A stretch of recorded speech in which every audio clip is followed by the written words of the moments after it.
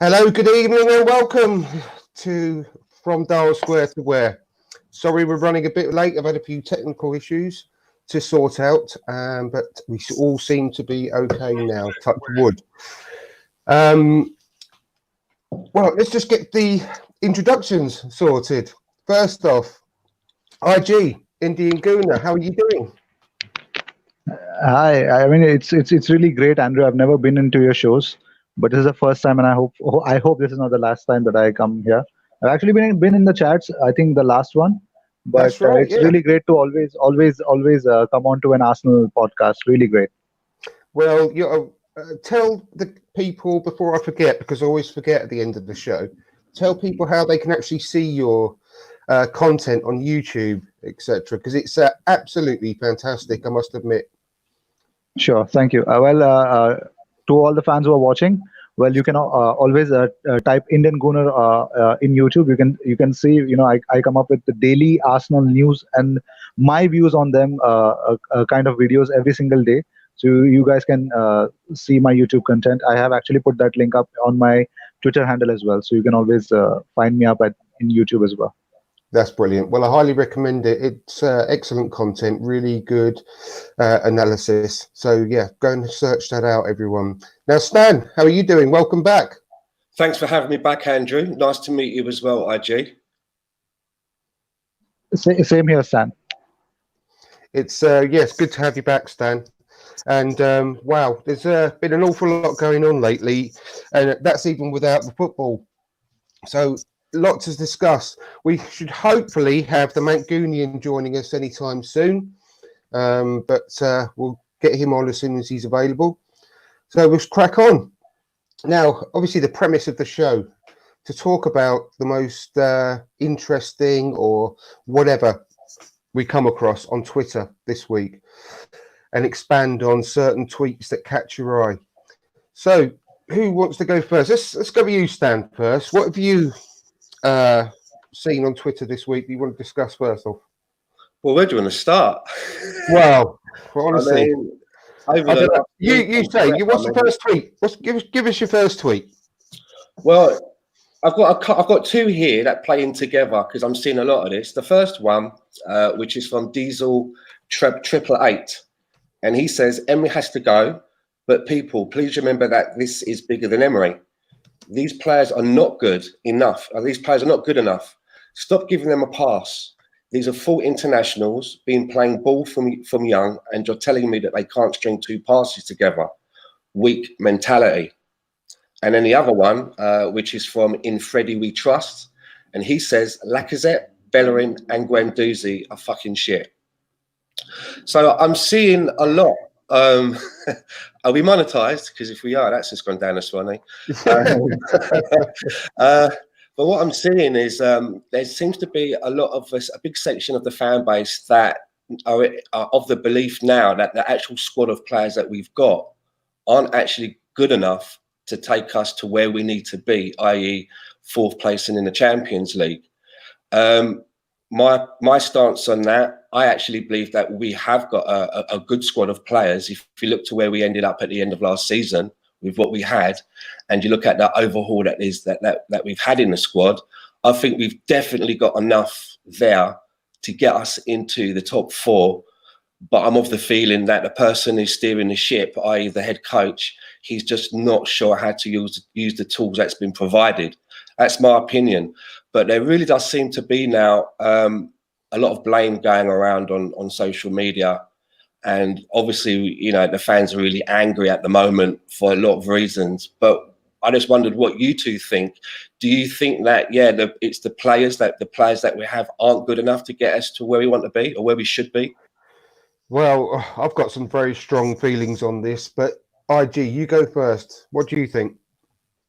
Well, I think we've got decent enough players, but it's going to be a task because I think the creativity will suffer. Aaron Ramsey has left, and we don't know if Ozil is going to get the amount of games, at least the same amount of games last season what he got. I little doubt that. But the problem is here. I think the link up and the involvement of Nicola Pepe. I think the way that we thought that he'll come up very handy in terms of a winger that we actually wanted since Alexis Sanchez left. I think that void is still there. So I don't think so. Nicola Pepe, until and unless he improves, the wing position is definitely not going to be the creative hub. And the problem is now, I think even if we try to include Aubameyang on the wings, the problem is the link up from the central part and towards the wing part is not happening at all. Even if you play Ozil, I think the link up with the mid and that central area, the attacking midfield area, is not happening at all. And even if we are actually trying to create certain amount of chances, I think there are certain players who are definitely, I think post injury, Alexander Lacazette has just not looked the same Lacazette who actually tore apart Tottenham over there. I mean, I did not see that kind of Lacazette again. And same thing, I think Bellerin, I think his crosses are very below average. And Holding, I think you can see Holding napping, during a game because his alertness is really down to zero. So I think yes, it is somewhere down to the players because individual errors is costing the game. The problem is that that's happening every game, week in, week out. If that is happening, then I don't know. I don't know if you try to find a single person to be blamed. I don't think so. You can find one person. Well, I'm really, really going to have to cut my answer short because I could go on for the whole hour, I reckon, with this one. But in a nutshell, the excuse of saying our squad isn't strong enough, in my opinion, is absolute rubbish. Absolute rubbish. And the only thing I have to say to you is that we played Sheffield United not too long ago. And Chris Wilder got a team of players from League One. Most of that squad from League One came through the ranks with him. And if you're saying that our squad isn't as good as a League One squad of those players that have got promotion, then you've got some serious learning to do about football. Our squad is very strong.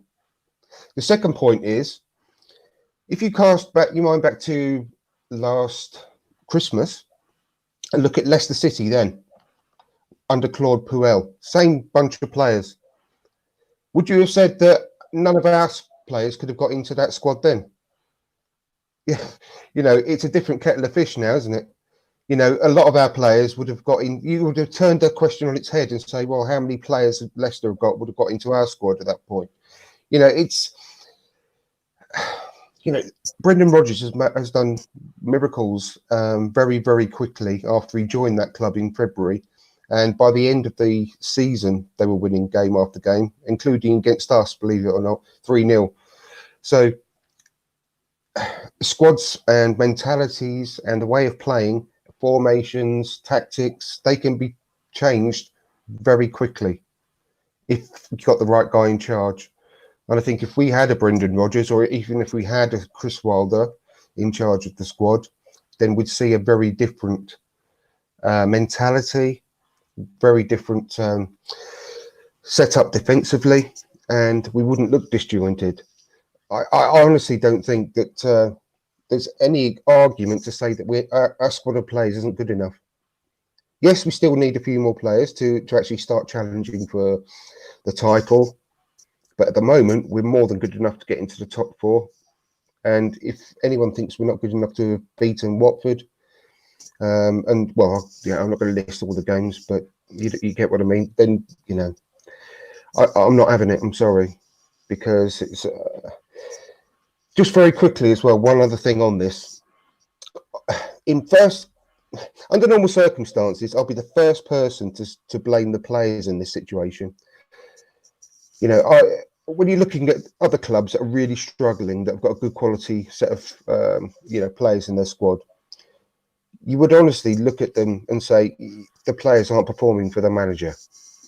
And I would be the first person to say that.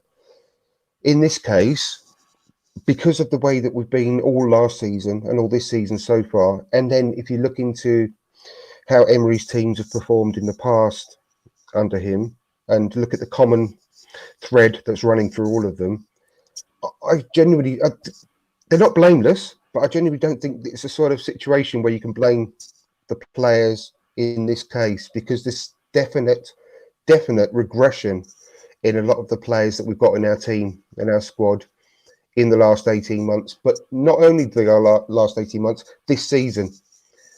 I think in the summer we saw the real Dani Ceballos when he played for Spain in the Euros under 21s. That he was absolute class. And when he first burst onto the scene in our team, even though he was thrown in at the deep end in a new country at the age of 22, he looked the business. And it's not a coincidence that he has regressed during the season and people are now doubting him as whether he's even got the quality to play for Arsenal. When he's actually he's been shifted around. I think I counted he's played about 4 different positions in the team, in a very disjointed team already in 9 or 10 games. So no one can say either that is not a coincidence that his game is suffering, and the same can be said for a lot of our other players as well. I think Saka was extremely exciting when he first came to the team. He's hardly doing anything now because the confidence is dropping game after game, or during the game as well, as is shown because we can't hold on to a lead. So that is as brief as I'm going to keep it for now, because like I say, I could have gone on for ages about that, but that's my opinion. That's really my opinion. I mean, it is extremely worrying that if we do have a manager stroke head coach who's unable to improve players, which it kind of appears to be, as you talk about regression, it's extremely worrying when we're right at a time now where it's vital, in my opinion, that we have a head coach who is able to improve players, because we've got this young clutch of players all coming through at the same time, all about to make that big step up. And if he's not able to improve those players in a way, for example, like a Pep is, with someone like Foden over at Man City, with what you see Klopp doing with players, improving them, then it is quite worrying for the future and for those young players. Yeah, I think so as well. I think Klopp has improved. I mean, I've said this example before, but Wijnaldum, who plays for Liverpool, obviously he went down with Newcastle, didn't he? And wasn't thought of very highly at that particular point. And look at him now. He's seen as one of the first names on the team sheet for the European champions. And Jordan Henderson, a lot of the Scousers would admit that they've got massive doubts on him. Even still, even this season, a lot of the players, the fans are doubting him.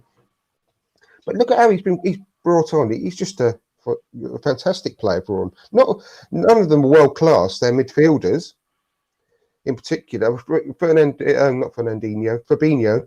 is probably the closest. But the rest are just incredibly well coached, aren't they? So they work as a machine. And they've almost like they sold their best player in Coutinho and then improved. Yeah. And like what you said about Leicester as well with Brendan Rodgers, he's gone in there after Poyle with the same group of players, and then they've lost their best defender as well. Yeah. Harry Maguire. Yeah. And he's still able somehow to squeeze more than what they've got in them out of them. Yeah, exactly. And Emery doesn't seem to be able to do that. No. And IG, is there anything else you want to say on this subject before we move on to your tweet? I think probably. I think. Kudos to Brendan Rodgers. He's done a very great job. Great job. I think those guys are superb in their tiki-taka. The best part is when Demarai Gray comes in. I mean, he's an unbelievable force, because Jose Perez lacks a lot of finishing. I think we could have lost 4-0 a final had he taken his chance as well. But since Demarai Gray came in, they are so good. Demarai Gray, Vardy, Ricardo and Maddison. These 4 guys link up so well. And that's what I'm talking about. I think I'm talking about in terms of Arsenal going and attacking. I think these, you need front 3 to actually link up well with a midfielder, and then a fullback comes in to give that extra support. When the transition of play happens. So I think the saddest part is that since the last international break, we were 3rd. And when the international break got over, we got 4 games, and now we are 6th. So I think these 4 games changed the whole whole scenario and changed the whole impression of Emery with the fan base, and probably the Shaka incident. There are lots of things happening now. Right now, we're also speaking about Aubameyang, AFTV, the rift that is being created, and everyone. Then the whole media is actually lifting the lid on the thing about the curse of being an Arsenal captain. I think there are a lot of negativity that is actually surrounding the club in every aspect actually, Mm. and probably it is something, this international break, we wanted a break from football. I think this is the first time that I actually felt that actually we need Arsenal to stop playing and focus, and we need to stop seeing these kind of results also. Mm. So this was the first time I was praying for an international break. So I think probably the squad gets regrouped, because I think the management is definitely behind the manager, the head coach, and probably I think I would want to see a good streak, a winning streak. We had a good 20 match, that streak last season. Something similar to that, because I think if you go forward, I think Chelsea are having a very good form, but they are going to face City next. But problem is that Bernardo Silva is not playing that game, so I think Chelsea have a good chance. And probably City are having their own problems. The centre backs are injured. Fernandinho is actually playing as a centre back, so it's not a good time for them as well. So it is. I think Liverpool are making the most of this season, but I hope the season is long. I would want to say, I think though I love Brendan Rodgers, though I love the way they are attacking and playing, I love how Johnny Evans and Soyuncu are actually stepping up and making sure Brendan Rodgers keeps his job at Leicester. So I think too soon to speak about it, but really love what has happened till now. It's very exciting to see them play because they just seem like they love playing football and they love playing football together, and they just let the handbrake off, don't they, and let them go and express themselves. And if only we could play like that, it would just be what everyone wants to see. And the annoying thing is, you get the Pepe situation. You mentioned Pepe. He just gets his first signs of really showing some form, and then he gets taken out of the team. It just doesn't make sense, does it? And playing Tierney against Victoria, and then not playing him in the Premier League when it's really important. I just don't. But the thing is, I think we're going to have to move on from going on about Emery needing to go, because we all know that now, and we just need to wonder why the decision hasn't yet been made. Because I've worked it out today that in order to get 71 points, which is the general amount you need to get to top four, we need to win 18 out of our last 24 games. Otherwise, we don't make it. And the way things are going, I can't see where we're going to get our next win anyway. So to win 18 out of our next 24 is impossible in my book. I don't know what your thoughts are, but I think there are 26 games left. There's 24. We've played 12. So we play 38 overall, right? 30. Sorry, yeah, 30. 20. Yeah, we played 12. Sorry, yes, you're right. 30, 26. I beg your pardon, not 24. So it's.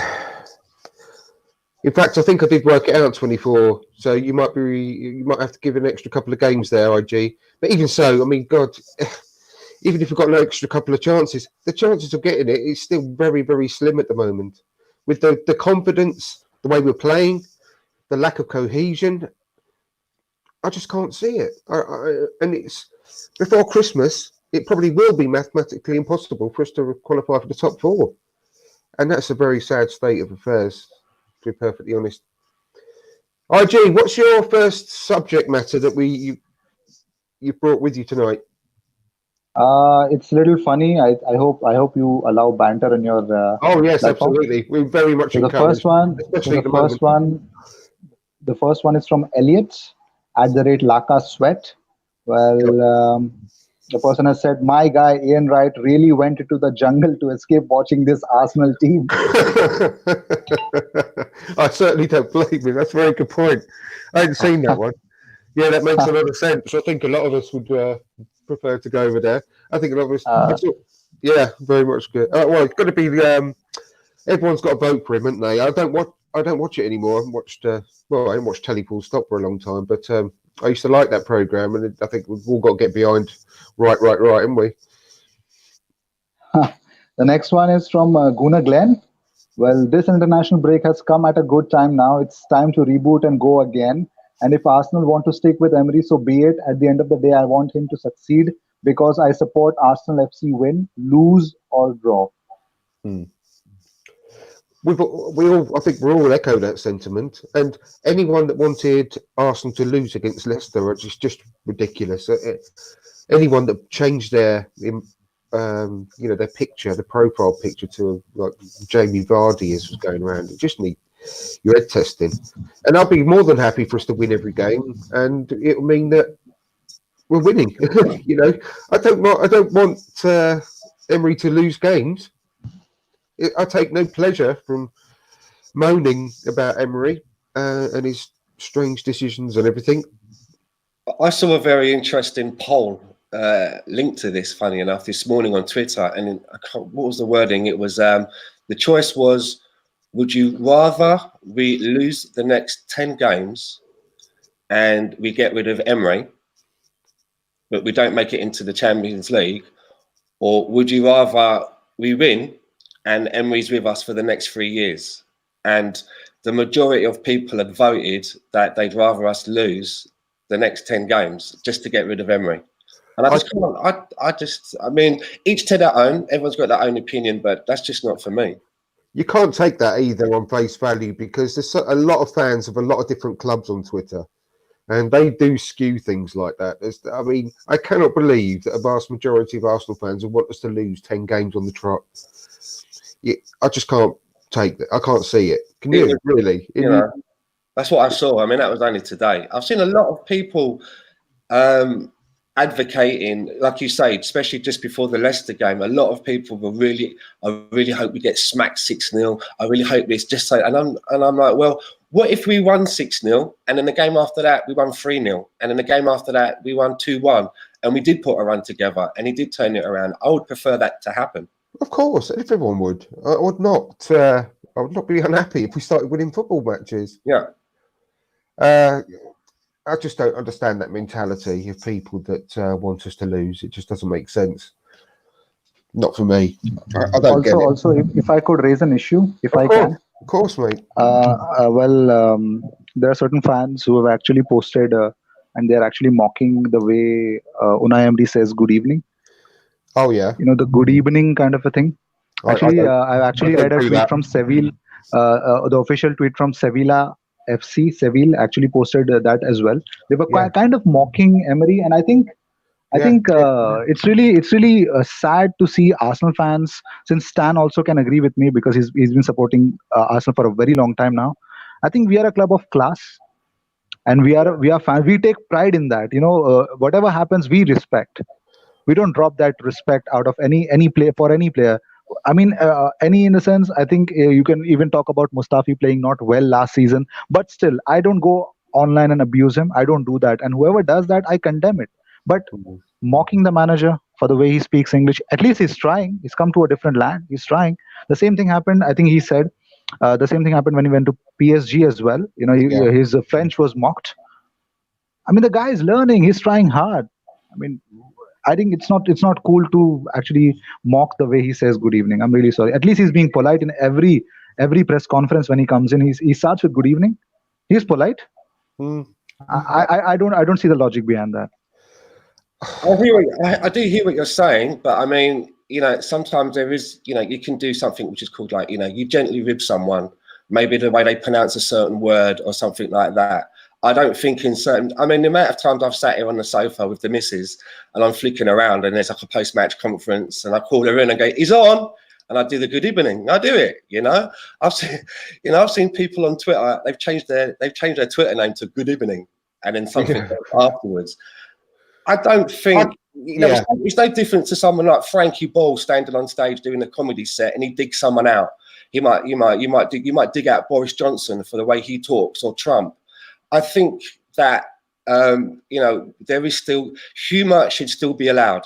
Yeah, I think some things that you can take things much too far, as we all know.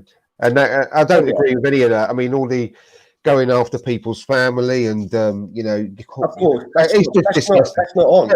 No, there's no excuse for that under any circumstances. But yeah, when you with something like the good evening, I do understand in certain ways if you just keep it as a little bit of banter. And I think in some circumstances, he might continue doing it as a little bit of a catchphrase now in lots of cases as well, because it becomes part of him. But yeah, as long as you don't take things too far, then I think with a picture of him in it on. I mean, there's a marketing idea right there. Yeah, a good evening T-shirt. Yeah, exactly. But now, in regards to Mustafi, I was a big, backer of him this season as well, because of the way that he's come back from all this terrible abuse, vile abuse. If you think that Xhaka got some vile abuse, which he undoubtedly did, terrible abuse, you should have seen all the stuff that Mustafi had last year as well. Just as bad, if not worse, than what Xhaka has been getting. Is this on Instagram? Because I don't use Instagram. Both. Yeah, I mean both Instagram and Twitter. It's just not on. And the way that he's come back this season and played well in the cup games says an awful lot about a person's character, doesn't it? When he's done well in the cup games, and it takes a lot of mental strength to come back from something like that and to try your best to get back into and play yourself back into the team. I'm not standing here saying I want him back in the first team. You can't just forget all the mistakes he made last year. And can we really have that any more sort of risk of that at the moment with the way we're playing? However, it doesn't mean that you can't say, well done, mate, because you're doing really well and you've shown a lot of strength to come back. So, yeah, it's not good. It leads me on to one thing I wanted to discuss as well, which is the criticism or supposed criticism of the fans by the club and the supposed noise that we create. And I just think they've got all this all wrong, and it's just such a bad PR blunder. It doesn't help the situation. And we're nowhere near as bad as a lot of fans around, not even around the world, especially, but just in this country, we're not the worst by any stretch of the imagination. And I think the reputation precedes us by the way that some people perceive Arsenal Fan TV, and it's as simple as that. Because there's an awful lot of horrible stuff. You should again, Liverpool. When they had Roy Hodgson in charge and they hounded him out within months, he got dogs abuse. Absolutely, he got no time whatsoever to adopt his style or change the way that Liverpool play. I mean, it's clearly worked out for the best for them. But I used to do impressions of Roy Hodgson as well. Oh boy, he can't say his R's or his W's, but that's another story. Yeah, exactly. But that's just one example. I mean, look at the state of Napoli at the moment. One of the players' houses got broken into. I mean, I don't know, you look into all the details of what's going on there. It's a horrendous situation. One of the players' houses got broken into during a match, and whilst his pregnant wife was in the house, wow. And apparently it's one of the what they're called, the fans, the extreme fans. And he told the wife that it was a warning, about what could come. It's just there's so much stuff. You're throwing the bricks at the cars and all that sort of stuff. We're nothing like that, and I think our reputation, like I said, is just vastly over-egged because of this this situation with the ranting online and everything. I mean, what's your thoughts on it? Do you think that we've been tarred badly by this brush? IG, do you want to go? No, Stan, you can go first. Well, I think a lot of this kind of really got blown up with the Xhaka situation, with the booing. And at the end of the day, sports is a form of entertainment. And whether you're watching Formula One, snooker, basketball or whatever, If you're being entertained, there's going to be cheering and there's going to be booing. It happens. I mean, I think booing is the lowest, at least offensive way of showing one's displeasure at a sporting event. And then you have the girl that's on Twitter, you know, the picture of the girl on Twitter shouting at Aubameyang. I mean, that's taking it too far. But when those things get blown up, we all get tired of that same brush. You know, I think that people that do things like that in the street to Aubameyang, and I think that people that go onto social media and talk about breaking people's legs and people's families and that, I think that's a very small minority of the fan base. Of course, it really is. A very small. I think it's probably less than 1% of the fan base of Arsenal worldwide. And I kind of felt like the club was kind of tar all of us with that same brush. And, you know, they're talking about that they've got the project is going to go well, but it's only going to go, I can't remember, I'm paraphrasing, it's only going to go well, but without all this outside noise. I mean, what do they want us to do? You know, all turn up at the stadium with like fluffy Arsenal jumpers and scarves and rattles and politely golf clap. I mean, it's a form of entertainment. And people that go online and say, if you support the club in this way, or if you support the club in that way, then you're not a real fan. Everybody's different. If you actually go to the event live, you have a section of people that want to go there and sing their hearts out.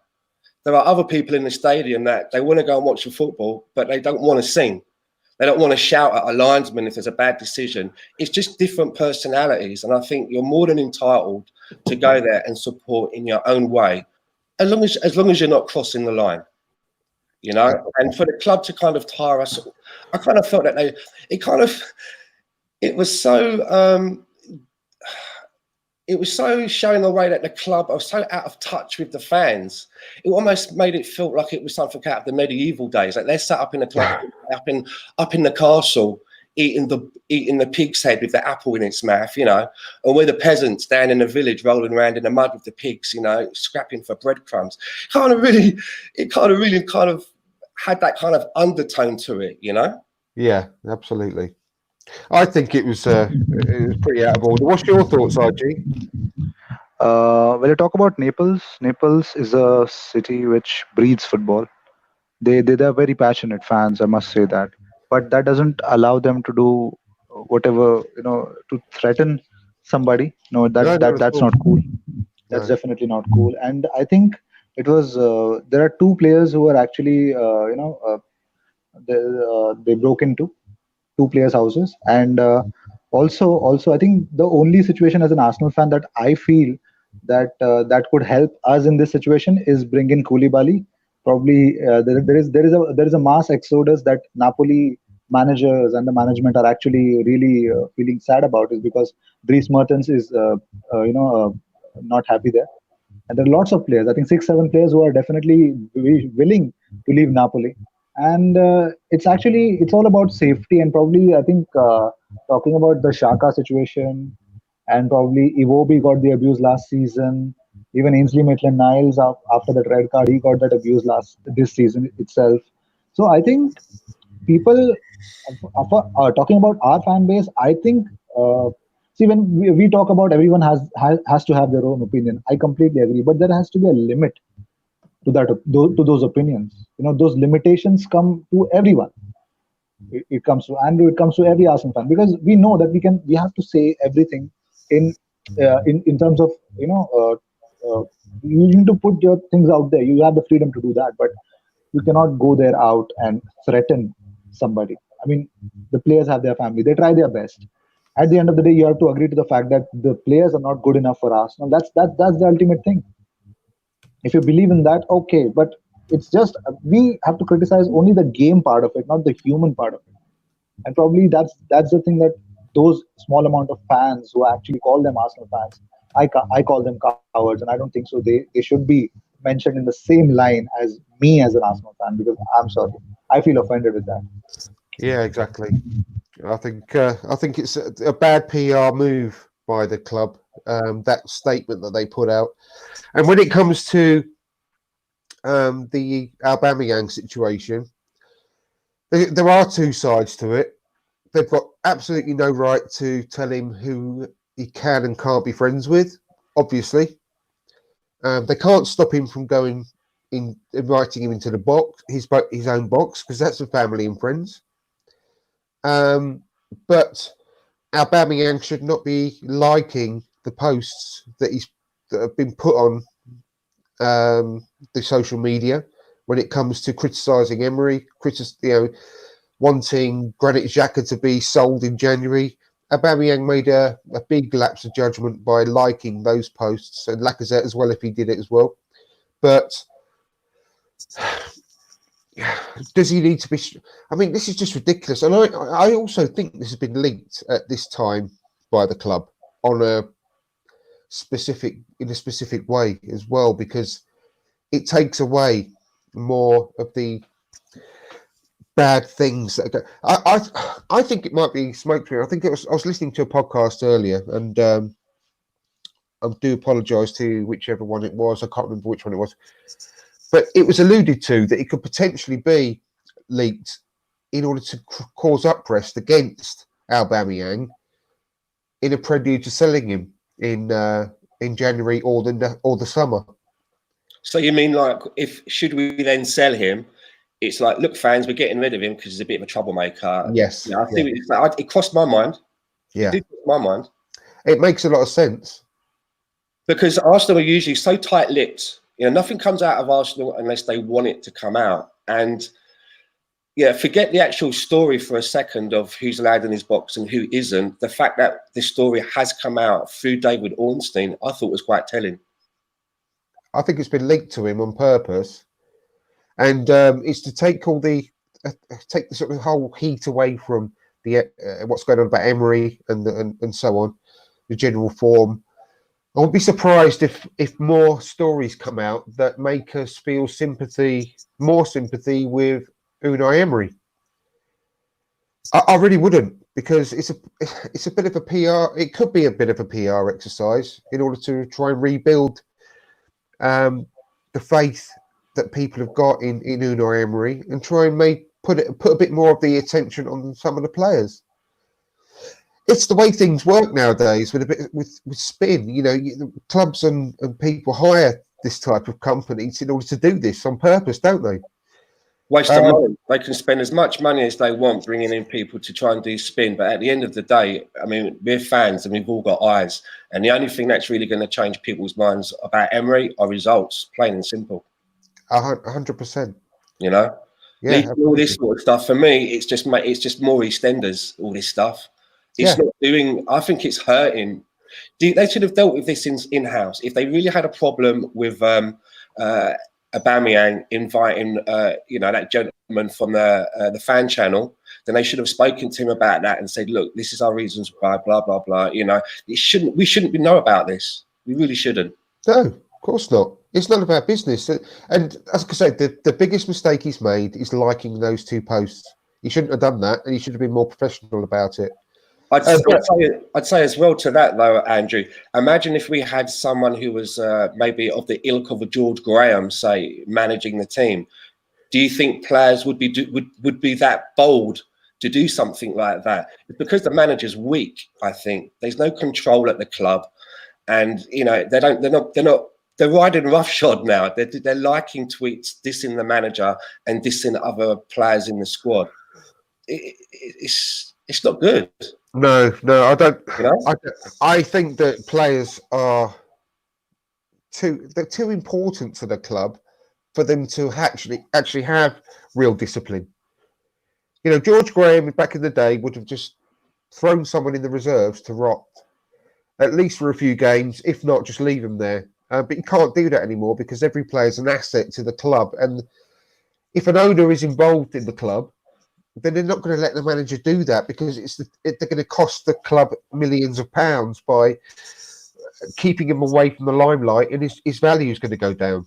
But could you see a Manchester City player doing something like that? Something so unprofessional and stupid and naive as that? I don't know. But that's an unusual situation. He did something to Mendy, and he's actually off the next game, and he has to pay £50,000. I'm talking about Bernardo Silva.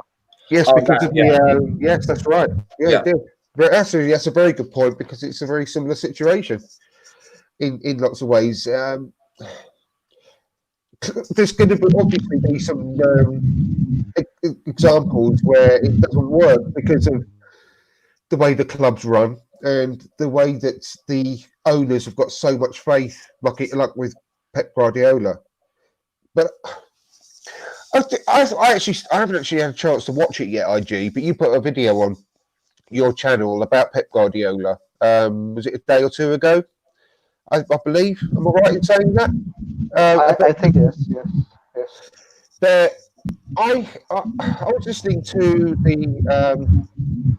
BBC Football Daily podcast, and sorry, is that noise? I don't know whether it's me or not. They were talking about Pep Guardiola's future, and they said that it's quite conceivable that he could potentially leave at the end of the year, and I think that as well. I think I've mentioned it before that it could be his last year because he does that, doesn't he?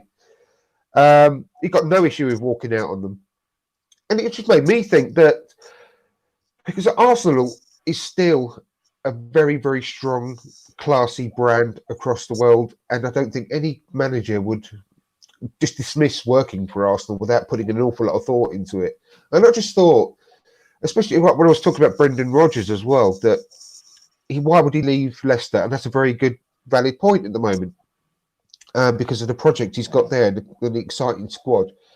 But Brendan Rodgers has got the right sort of personality that would probably be the person who would want to be the long-term successor to someone like Arsene Wenger, to take on that mantle and to prove that he can do that job and be the one.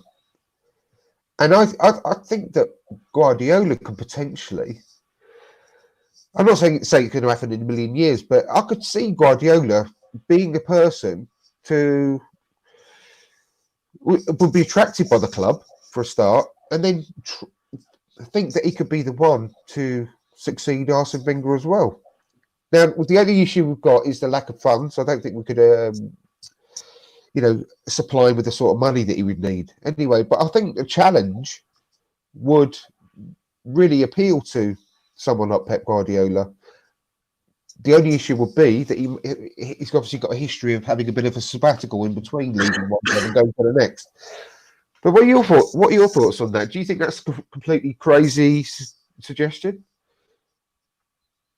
Obviously not, Andrew. I think that's a very good suggestion because I think the way City are going, and probably I think right now I think Pep Guardiola is again linked with a return to Bundesliga with Bayern München, because Bayern actually currently don't have a manager, and City don't look quite good because probably they did not invest well for a good centre back. I think it's a very good option if we get Pep Guardiola, but it may happen or not happen. It's a very good suggestion because I think Pep Guardiola has been revolutionary.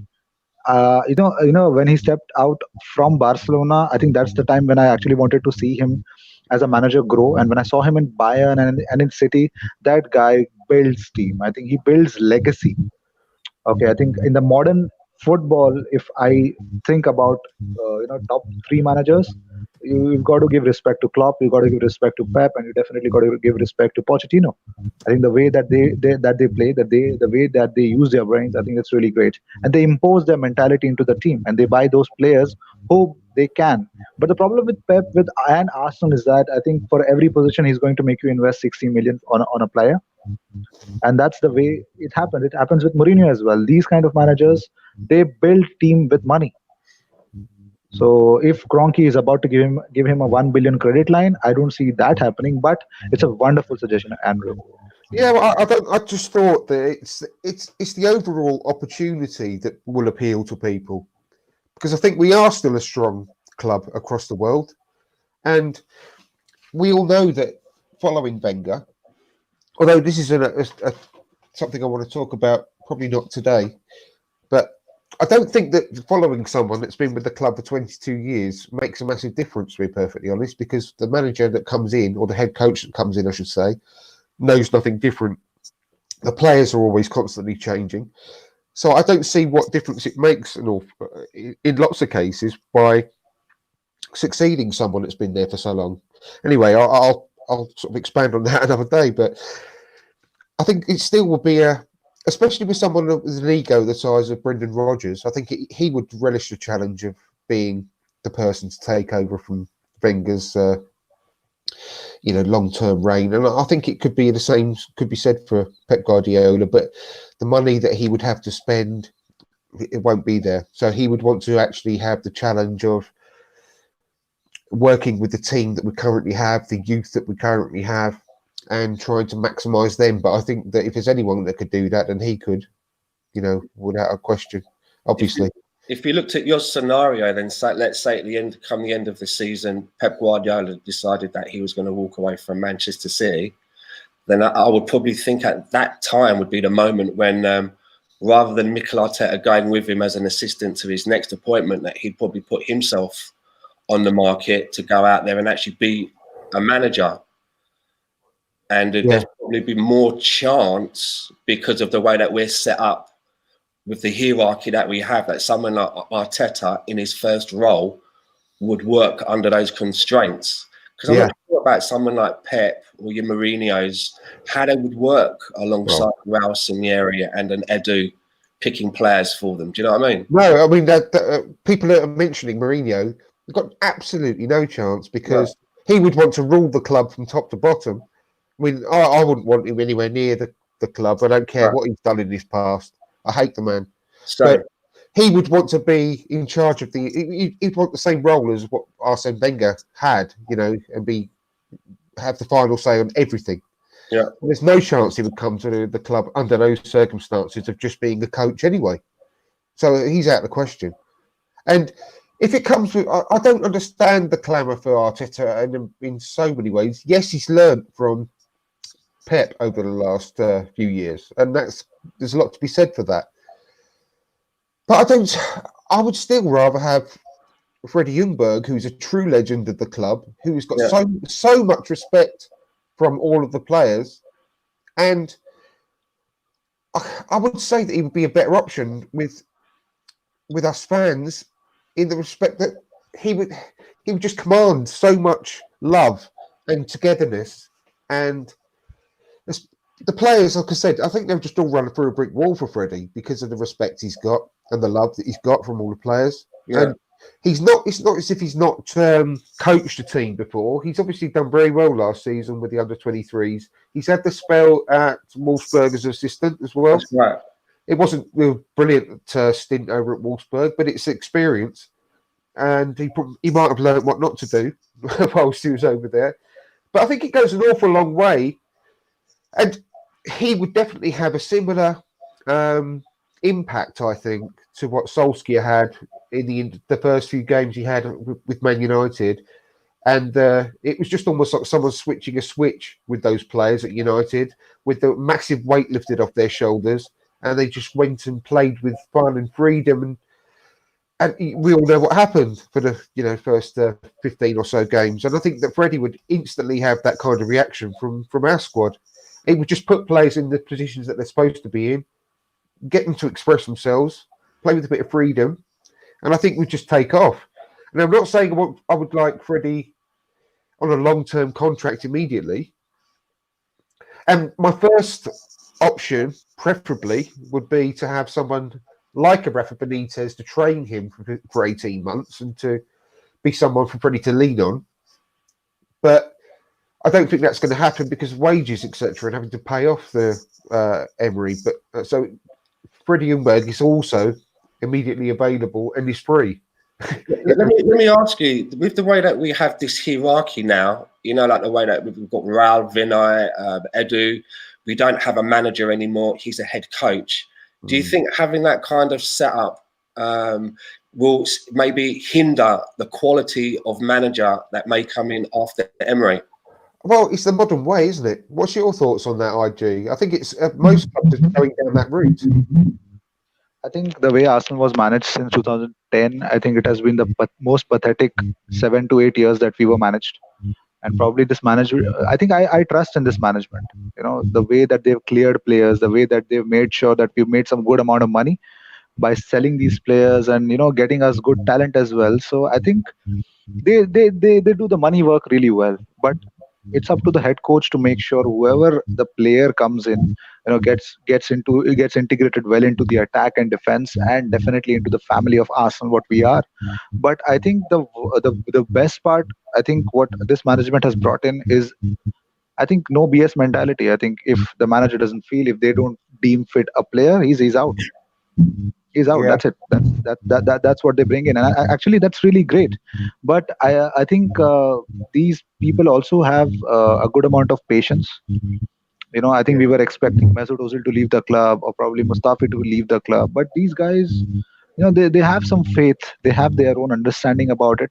So I think Edu has done really great with Corinthians, and he did superb with Brazil as well, to bring in some good amount of talent among the Brazilian system as well internationally. So I think Edu in his job is really good. But I don't know about Vinay, but Raul has done superb, splendid job at Barcelona as well. So I think these guys are very good men, and they will at least manage Arsenal well. At least we can make sure, at least in the next 3-4 seasons, we will have enough amount of money to buy a world class player. I think, yes, we at least they will make sure at least that happens. So I think in their aspect they are good, but if they're having a good amount of say of who will come to the club or not, and if they are adamant enough, I think the control part should be also, I think the fans opinions also should matter, and definitely the head coaches as well. So I think they did a pretty good job. I think it's up to the players and the manager to get the result. Yeah, I don't have do, any complaints with them. The system is really good. do you think that it's going to be a hindrance, though, for what Stan was saying? Do you think it'll be a hindrance to attract certain head coaches to the club, knowing that they will have no say over who comes in and who goes out? That depends who actually comes in. If you have Ancelotti kind of a manager, I think he gives everybody a chance. And probably, I think that depends, because if you talk about Pep or Mourinho coming in, you expect them to hand over the whole control about who comes into the club, new players, bots. I think it completely depends upon the who the manager is coming in. But I think it should be a whole a teamwork. But if you are expecting a Pep kind of a figure coming in, I don't think so. It will work. The management and everything will not work. I think it's all what Pep wants, and it's all what the head coach wants. That's what happens then. I heard from someone that Brendan Rodgers, I think it was Tim, no, it might have been Tim Stillman that said it after he left Liverpool, when he was at Liverpool, he was still very young, obviously, and he thought he had to control everything, the whole club, as a manager. And he said that since leaving Liverpool and where he is now, he realised that what his limitations were, and that he couldn't burn both ends of the candle at the same time. And he's now glad to have passed on like recruitment matters, etc., to other people within the club, so he can spend his time concentrating, working with the squad, and coaching the players. So I think that's the general way that a lot of the football clubs across Europe, the elite clubs, are moving anyway. And it makes an awful lot of sense. I, for one, am delighted that Arsenal have moved in that direction. I wish we could hear more from Edu. You don't hear his voice, but I was very encouraged to hear that he stayed behind after the Sheffield United game to speak to the fans. That was really good. I just wish that we could hear from him a bit more often, maybe just via the Arsenal website, even just a fairly regular sort of update, because he was obviously overseeing everything football within Arsenal. So it'd be nice to hear from him, especially in these difficult times, just to see, a bit of background information about. I'm not wouldn't expect him to go into too much detail, but it'd just be nice to hear from him every now and then about how things are going. But overall, I think the fact that you've got all these different tasks taken away from the new guy coming in, and all they've got to do is work with the players that they're given, that in itself means that the club is not disrupted by hiring and firing of managers anymore.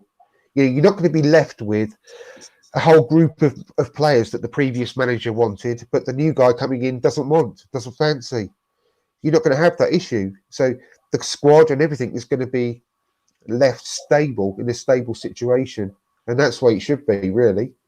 So by changing the coach, you're not disrupting the club at all, in effect. And that's the way that things are done at Watford and so on. People go on about how many managers Watford have had. It's just a coach. They've swapped their coach. And that's the reason why they get away with it. And of course, they would want to keep someone for a few years if it's going well. But if it doesn't work out, you haven't lost much in lots of cases. And it's quite a mercenary way of looking at it, but it protects the club in the long run from making too bad mistakes. So that's good. Anyway, Stan, have you got another topic you want to discuss? Or I did have another one actually. Just got to find it.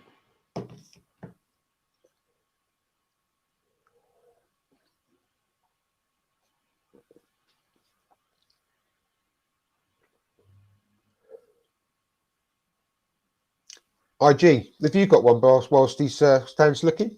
You want something we want to talk about? I think I do have one. Okay, I don't know whether you've got your speaker close to something, IG, but it's a lot of feedback from your side. Oh, Yes, I'm sorry for that. That's all right, no problem. I found it. Great. Okay, go on then, Stan.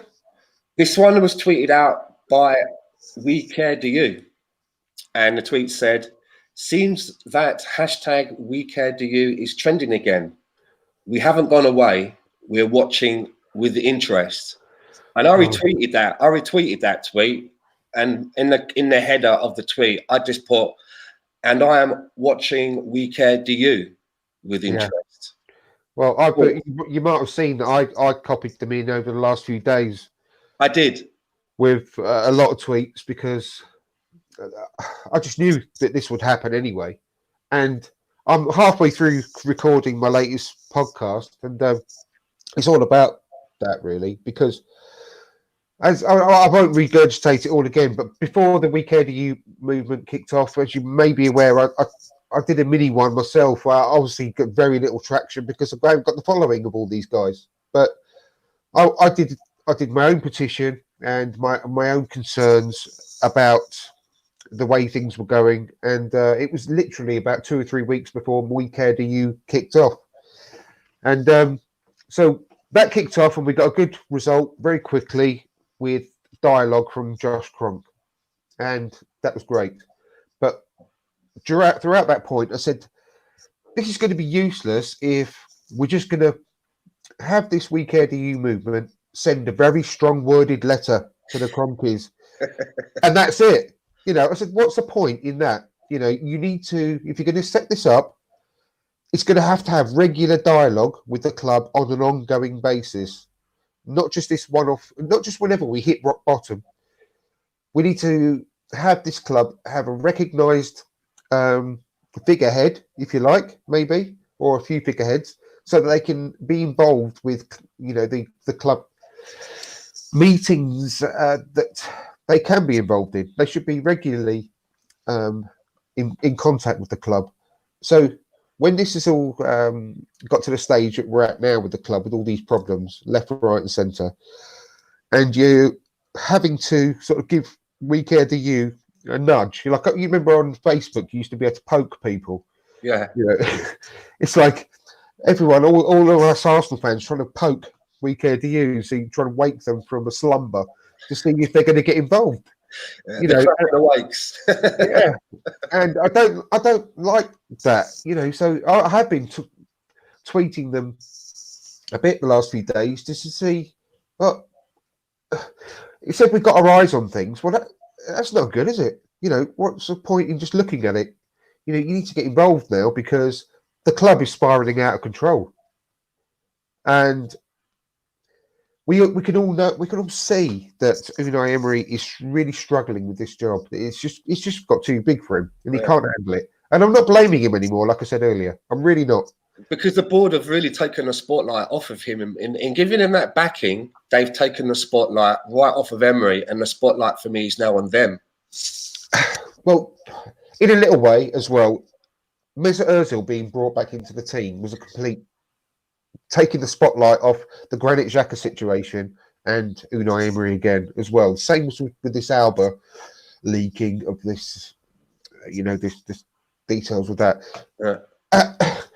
The week after, Granit Xhaka walked off the pitch, and we all know what happened there. It was around that time as well that Emery said that it was a club strategy to be leaving Mesut Ozil out the team. That's right. Literally 1 week after that, Mesut Ozil was back in the team, starting again. Just after Xhaka walked off the pitch. I'm not stupid. That was done to appease the fans, so that it's just to take the heat off everything, and that's fine. But just be upfront. Don't try and treat us for mugs. That we can't see through that. And he hasn't missed a game since. Now, what kind of influences do you? What kind of influence are they really going to have if the club thinks of them as being just noise? No, they've got to actually start making.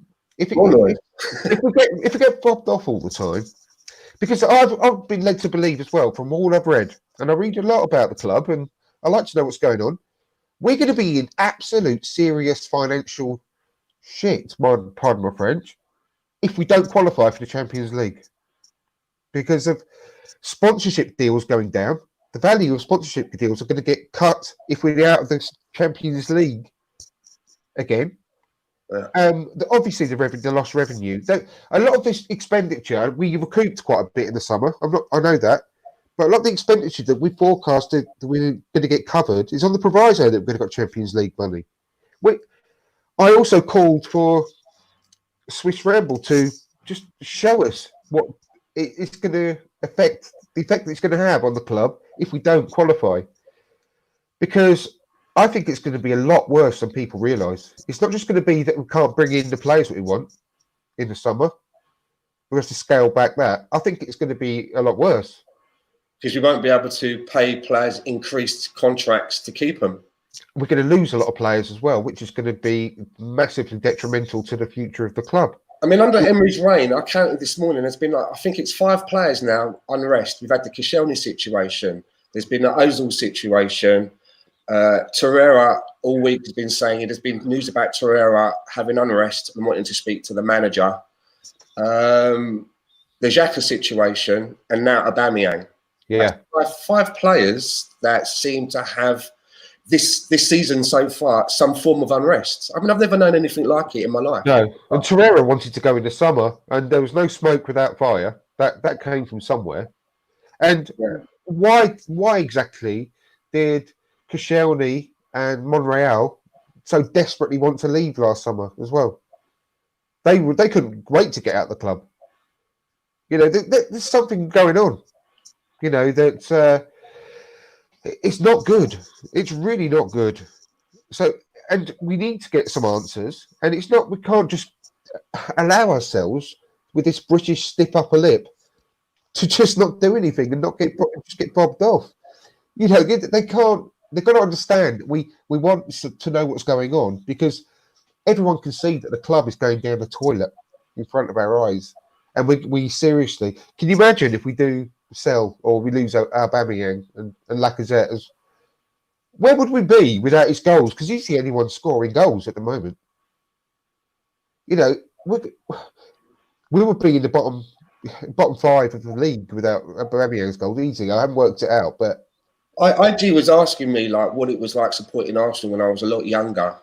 And I said, and there is a part of me that wishes that we could go back to the days of the only news that you got about football was pre-match on a Friday at the back news of the paper, match of the day on a Saturday night, the on a Sunday, And then that was it until next Friday. And then if you really wanted any more, you'd have to get on Oracle or CFAX. Yeah, or the remember the phone line used to. Yeah, there was none of these things. like, you know, you've got tools at your disposal where you can speak to Swiss Ramble and find out the whole financial structure now of how Arsenal works. And part of me is thinking, do I really want to know that? Is it going to make me feel any better, or is it going to make me feel worse?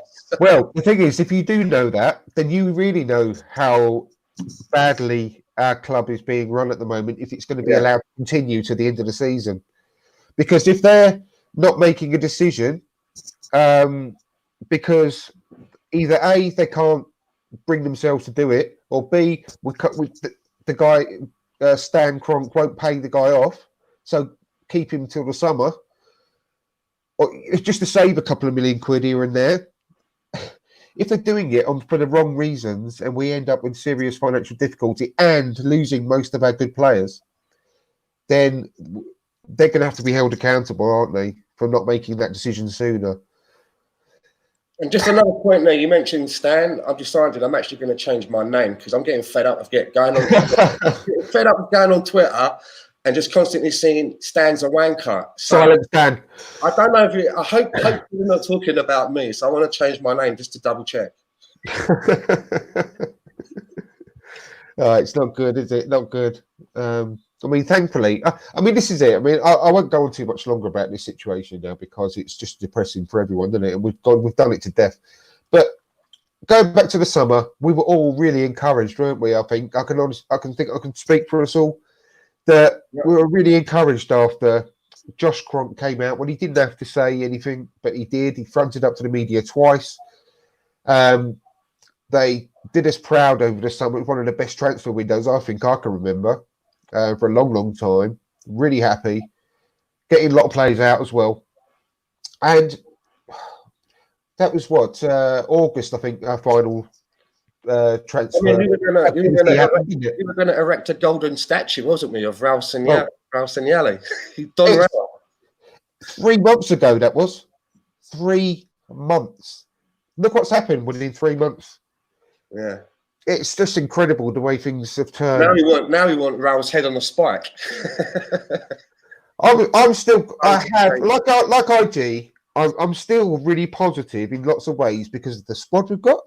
I'm really happy with our squad. I think it's stronger than people realise.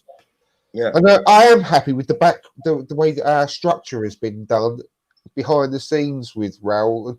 I'm giving the benefit of the doubt strongly at the moment still because I do think that things must be happening behind the scenes. But things can't continue on the pitch the way they are without any kind of action being taken because they can't just feed us this rubbish to say we're happy with the way things are going on the pitch and our plan is working, basically, because it's not. You know, Emery is failing at the job and he's really struggling in front of our eyes. Really struggling. And we can't get Xhaka because he's not even in the team. No, and more than anything, I just desperately don't want to lose a lot of our squad. Like, especially Guendouzi and Martinelli. Martinelli, for me, is the most important player we've got at the moment, long term. I think he's got such a high ceiling, and he's going to get there very quickly with the right guys behind him. He could literally be one of the best players in this position in the world in 2 or 3 years. If the right coach, you could continue to improve him. Wow, prospect. No one can tell me that. Well, actually, IG, in the week, Real Madrid had that Brazilian guy, the young 18-year-old. What was his name? That scored a hat trick in the Champions League. Rodrigo. That's it. Well, can you imagine? Oh God, you got that feedback again. Can you imagine if Martinelli played for Real Madrid or Barcelona in the Europa League recently with the performances that he had over those 2 or 3 games? Can you imagine what's going to be said about him across the world at the moment? He'll be spoken about in the same sort of way as that Rodrigo and the way Vinicius was a year or so ago. There's no one can tell me that the vultures aren't circling around Martinelli already because of the way he's played at such a young age in in the Europa League. So we've got to look after that kid because he's bloody special. And it's players like him and Guendouzi that could be picked off if we don't make the Champions League or the Europa League even next season. I saw an interesting tweet about Guendouzi. It was, it just said, and I won't, it just says, Guendouzi is fucking shit and you'll all learn. You will learn? Yeah, it said, Guendouzi is fucking shit and you'll all learn. So someone is seeing something about Guendouzi that a lot of people ain't. He's not getting coached properly. It's easy to see. You know, he's not a finished article by its long stretch, but you can see that he's got it. He's got it. Yeah, I think he's getting overplayed. I think he's getting overplayed. There's a lot of games where I think I'd like to see him come on or not start the game and watch the game from the bench. You know, exactly. He wouldn't want to, or I don't say wouldn't want to, but he wouldn't be expecting in a million years to be playing every week. No, and he's just been chucked in. He's played pretty much every game since last season, and he's not getting the guidance. He's doing wrong. He's doing the wrong things. He's running around thinking that he's got to put out all the fires himself across the pitch and do everything, and he hasn't. But he's not getting the support on the pitch next to him either, or the guidance on the pitch. So, yes, he's making a lot of mistakes, but that could easily be coached not to do that, and he's not got that support, unfortunately. So, but you can see within a million miles away that he's got it. He's going to be special, that kid, and he's got the right attitude. He got called up to the French squad because one of the players dropped out with injury. Yeah, he got called up last one. Pogba got withdrawn, didn't he? No, this one as well. I think Matuidi has come out injured and he's just gone in to take his place again. I mean, I doubt if he'll get a game, but it's all happening for him at a pretty young age, right? Yeah, exactly. You know, it's all happening pretty quick, and I really do hope that he's able to keep his feet on the ground. Yeah, because there's been a couple of times when I've found him to be quite reckless on the pitch. Yeah, and I think a good manager would have taken him out of certain games and not said anything to him, but put him on the bench and let him realise that the reason I've just taken you off because he was a little bit reckless there and you could cost the team. Yeah, but I've seen the manager give him a lot of passes. I mean, there are certain games and you see the experience that's on the bench and he'll bring on Guendouzi or he'll leave Guendouzi on and take off another, which you would call a little bit more of a maturer, experienced player. And I don't know how much good leaving that young kid in certain situations is really doing for him. No. Did you know what I mean? Yeah, no, absolutely. I'm really worried about the development of the players. Like I said earlier, Saka came into the team on the back of, you know, a performance which was fantastic, wasn't it, in the Europa League, and he burst into the first team, and that's, you know, give Emery credit for doing that. But since then, he's a pale shadow, that player that came into the team. Well, he's had him running around as a number 10 in some points. Oh my God! And Willock, he's another one, the same as Ceballos, who's getting slated now, saying he's not good enough. Oh. When his confidence must be wrecked, even though he scored that incredible goal against Liverpool, which was like reminiscent of Vieira's goal against Newcastle all those years ago. He's got something. You can see he's got the special something as well. But to take a kid off at half time twice within a week, what's that going to do to his confidence? You know, you at least just keep him on for an extra 10, 15 minutes in the second half, because there's nothing more embarrassing than being hooked at half time. And he will probably be wrecked by that. And also, he's another one that's been played in the wrong position across the pitch. And you've got a lot of danger of ruining these kids at an early age. Yeah. And Ferreira as well. I mean, oh mate, honestly, he must have been regretting his move to England. Yeah. And who could blame him?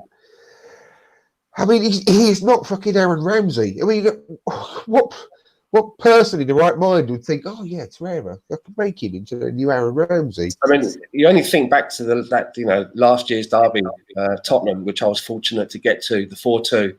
I mean, what a player he looked in that game. I mean, what a player Torreira looked in that game. I mean, you looked at him in that game and you thought to yourself, wow, this guy's going to be a mainstay regular at the base of that midfield for quite some time to come. That's what I went away thinking. Well, and, now it's a shadow of that. He's not the same player, is he? Let's face it. He's gone. You know, he was a player of the season. I mean, I think even actually the media, they were saying he's a signing of the summer when we got him. Yeah. And that's very rare for Arsenal to get any kind of praise for anything whatsoever. You know, so even the mainstream press were recognising how good he was. And again, I mean, he was a pick from the board. He was one that the board went out and scouted. I think maybe through Mislintat, maybe not him, but yeah, I think it was. You'd be a little bit disappointed at the way that you're providing this guy with these tools, and this is how you're using them. I mean, in the other game where you know, Pepe, he just had those two great free kicks to kick him on, and he took him out of the squad. I couldn't believe that. Yeah, I know. I really could not believe that he was going to do that. You're taking him out now. I think that takes the biscuit. I think that's really takes the biscuit. That's the worst. I think that's the worst thing he's done so far, which says an awful lot. Fuck you know.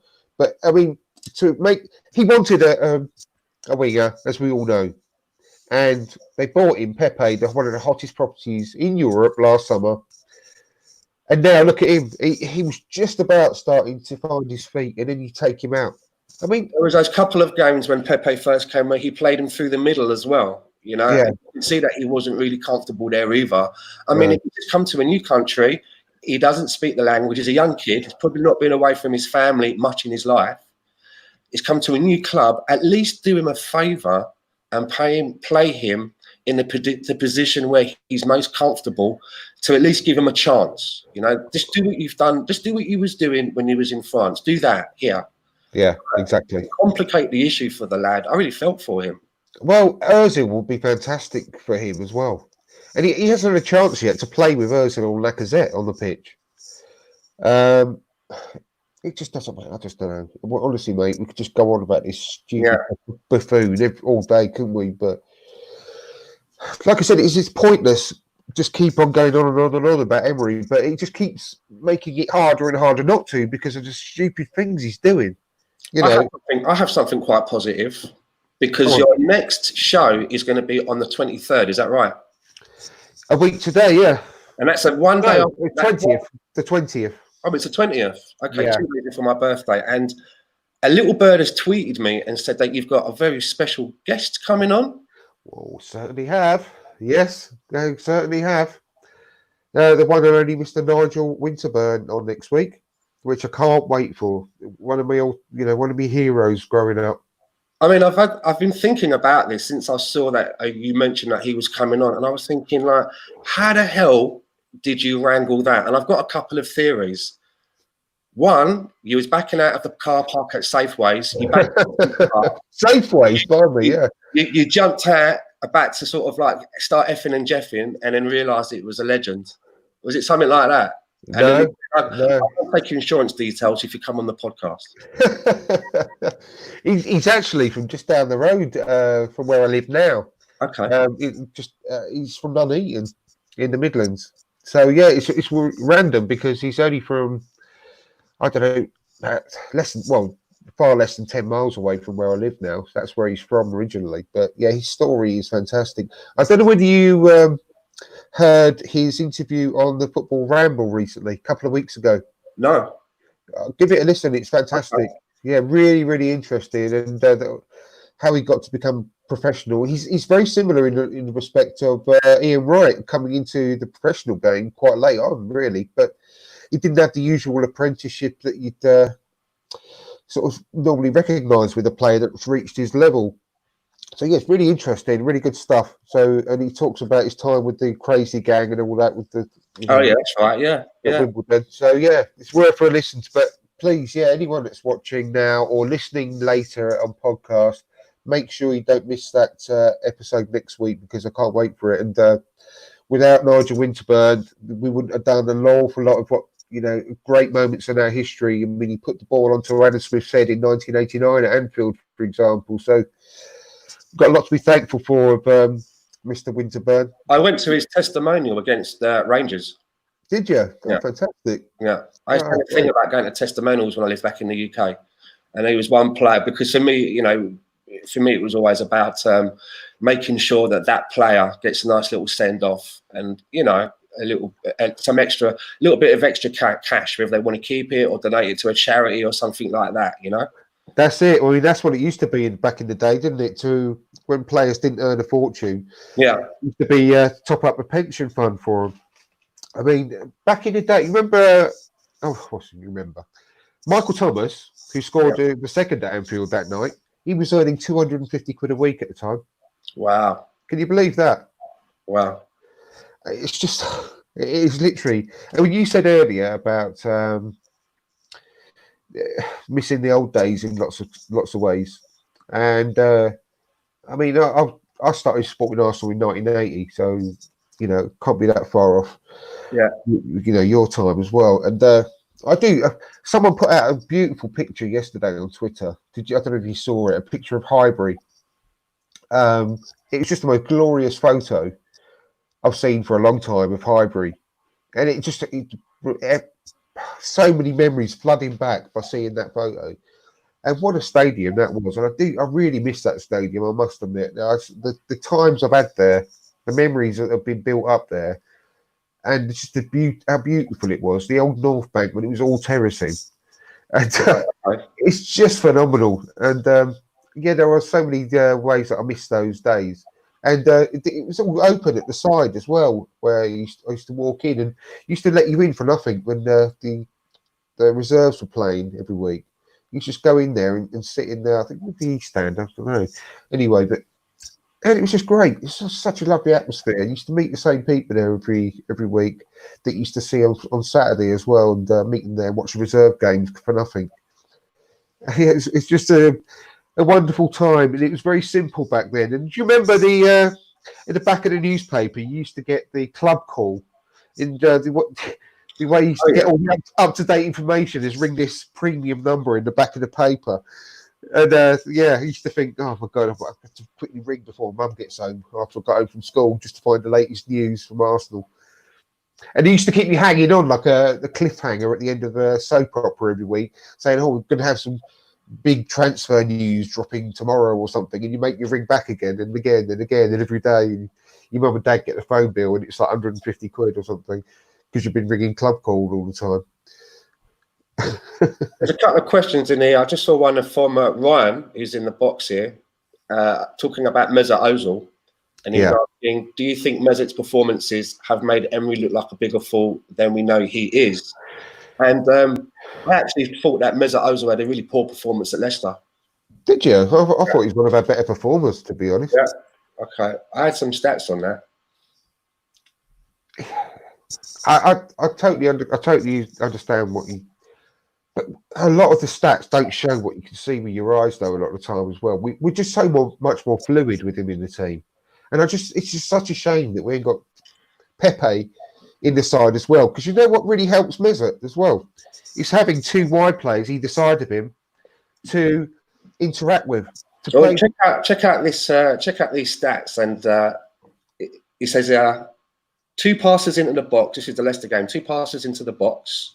0 successful take-ons, 0 successful crosses, 0 chances created, 0 through balls, 0 fouls won, 0 shots. Yeah, we had. I think not good, is it? Yeah, but we had 2 shots the whole match, didn't we? There is a malaise going through the whole team, but I mean, yeah, you can't blame it all on Mesut Ozil. I'm not saying you are. I'm not saying you are. But the whole team. I mean, against bloody Victoria, 1 shot on target, and at that point when we had that 1 shot on target, that was our first shot on target for 1.5 games. So I mean, something's very, very badly wrong. They've stopped playing for this manager, and I've seen. I don't know how true it is. I've seen on Twitter today that it seems like Mesut Ozil's had enough, and he's gone to speak to the hierarchy to say we need a new manager. And clearly, I don't know whether that's true, but again, sometimes there's no smoke. Are the board going to listen to Mesut Ozil? Because last January, if you remember, there was those stories where they said that they sat Mesut Ozil down and said, you know, we think it would be best for everyone concerned if you could find a new home for yourself. Yeah, And but he didn't do that. Ozil chose not to do that. So, I mean, it sounds to me that not just the manager, but the club don't want Mesut Ozil. Mesut Ozil wants to stay. He did have a great game. You know, he did have a good game. The one before Leicester. I didn't really see much of him in the Leicester game because my problem with Mesut's always been consistency. But then I was so surprised that he brings Mesut Ozil back into the team when everyone's crying out for creativity, and then decides to leave Pepe out. I mean, you know, mate, there's nothing that makes sense. Nothing that does make sense.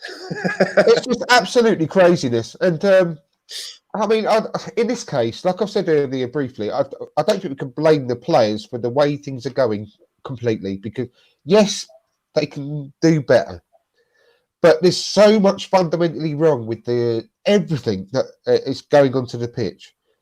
It's different formation week in, week out. Players are confused. They don't know what the fuck they're doing. And for me as well, Kieran Tierney being rotated in the Europa team and not playing in the Premier League, I just don't get that. And again, if you're the owners and you provided Emery, you know, with the money to get that guy, surely you're not happy seeing how he's using, you know, what you spent your money on. You can't be happy with it, surely. No, I mean, again, Ryan said here, Ozil used to thrive on that pace at Madrid. Then he came to Arsenal. Everything changed in this side. Aside from Theo, we had no pace on the wing. This is what I mean. Pepe is a perfect foil for him. Pepe is perfect in the team alongside Ozil, and probably either Saka or Martinelli to the other side of him as well. And he needs those two wide players to interact with on the pitch, and that's where you get the best out of him.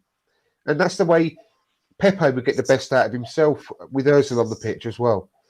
And to take him out of the side as soon as he starts showing promise, it just makes no sense whatsoever. And I don't know if he's doing this on purpose because he wanted Zaha.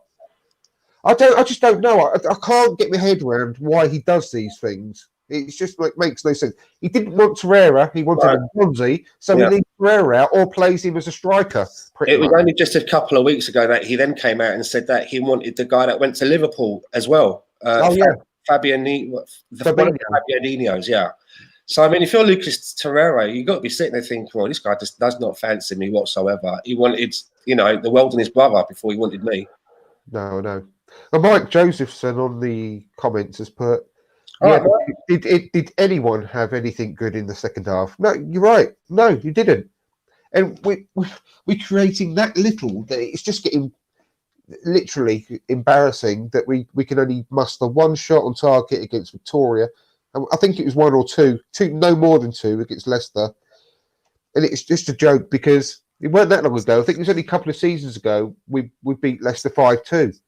You know, we shouldn't be going to Leicester as an inferior side. And we're set up to play against Leicester in exactly the same way that, say, Watford would set up to go and play Liverpool. Or I can't believe that he sacked off the back four and went with that back three lineup out of nowhere. Probably only having a day to work on it with the squad. I mean, I don't get that. I knew we were going to play because he did that against Victoria away, and there's only one reason he gave it a trial run against Victoria, and that's to play against Leicester. And if only we knew at the time what he truly meant about being the chameleon team.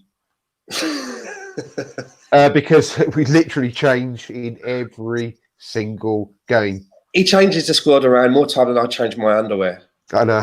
it's you know, and I do change my undergarments quite frequently, you know. I would hope so, yeah. I just want to have a big shout out to Mike as well. Mike's the guy that does a lot of the camera work for the Gooners in Vancouver videos, and you've probably seen him on one or two as well, giving his opinion. So Mike's watching all the way from Vancouver as well. Nice one. Well, thank you, Mike. Thanks for joining us. And yes, good to have you on board. I don't know what else we can say about Emery because no, it's all been done.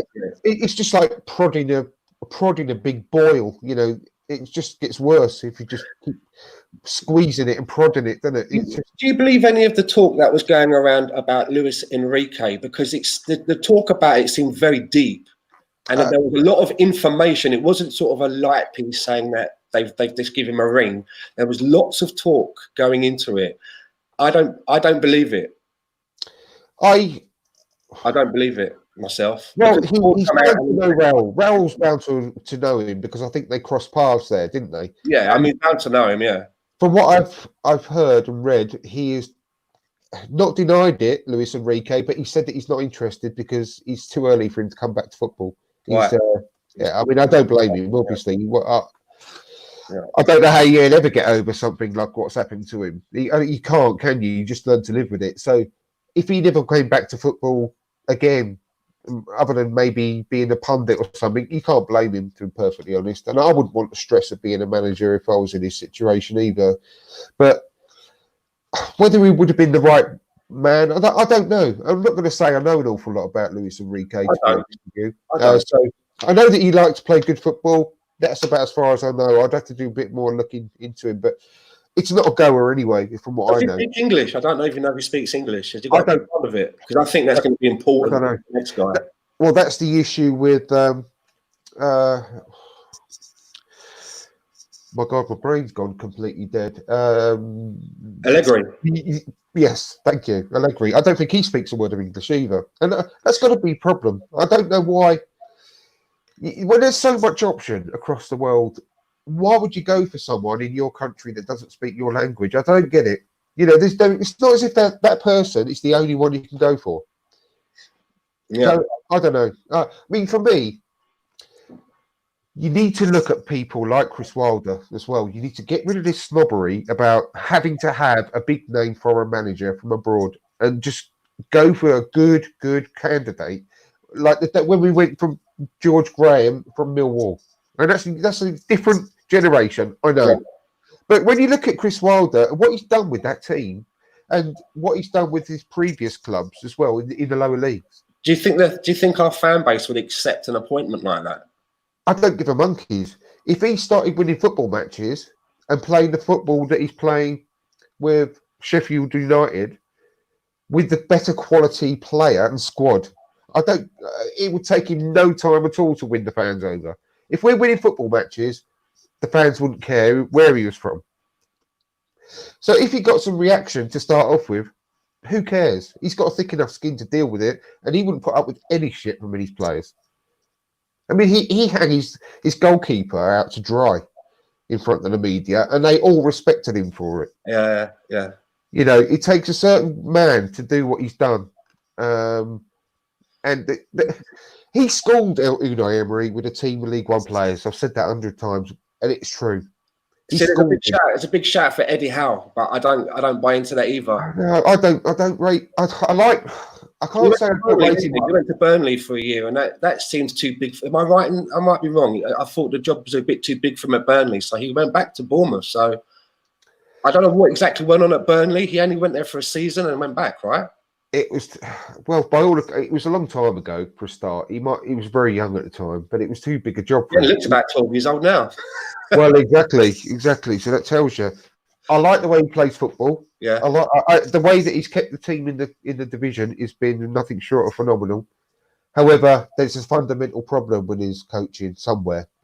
I can't say hand on my heart I know exactly what it is, but they just crumble the second half of the season. As soon as they've hit that magical 40 points, they go off a cliff and they don't win a game for weeks or months.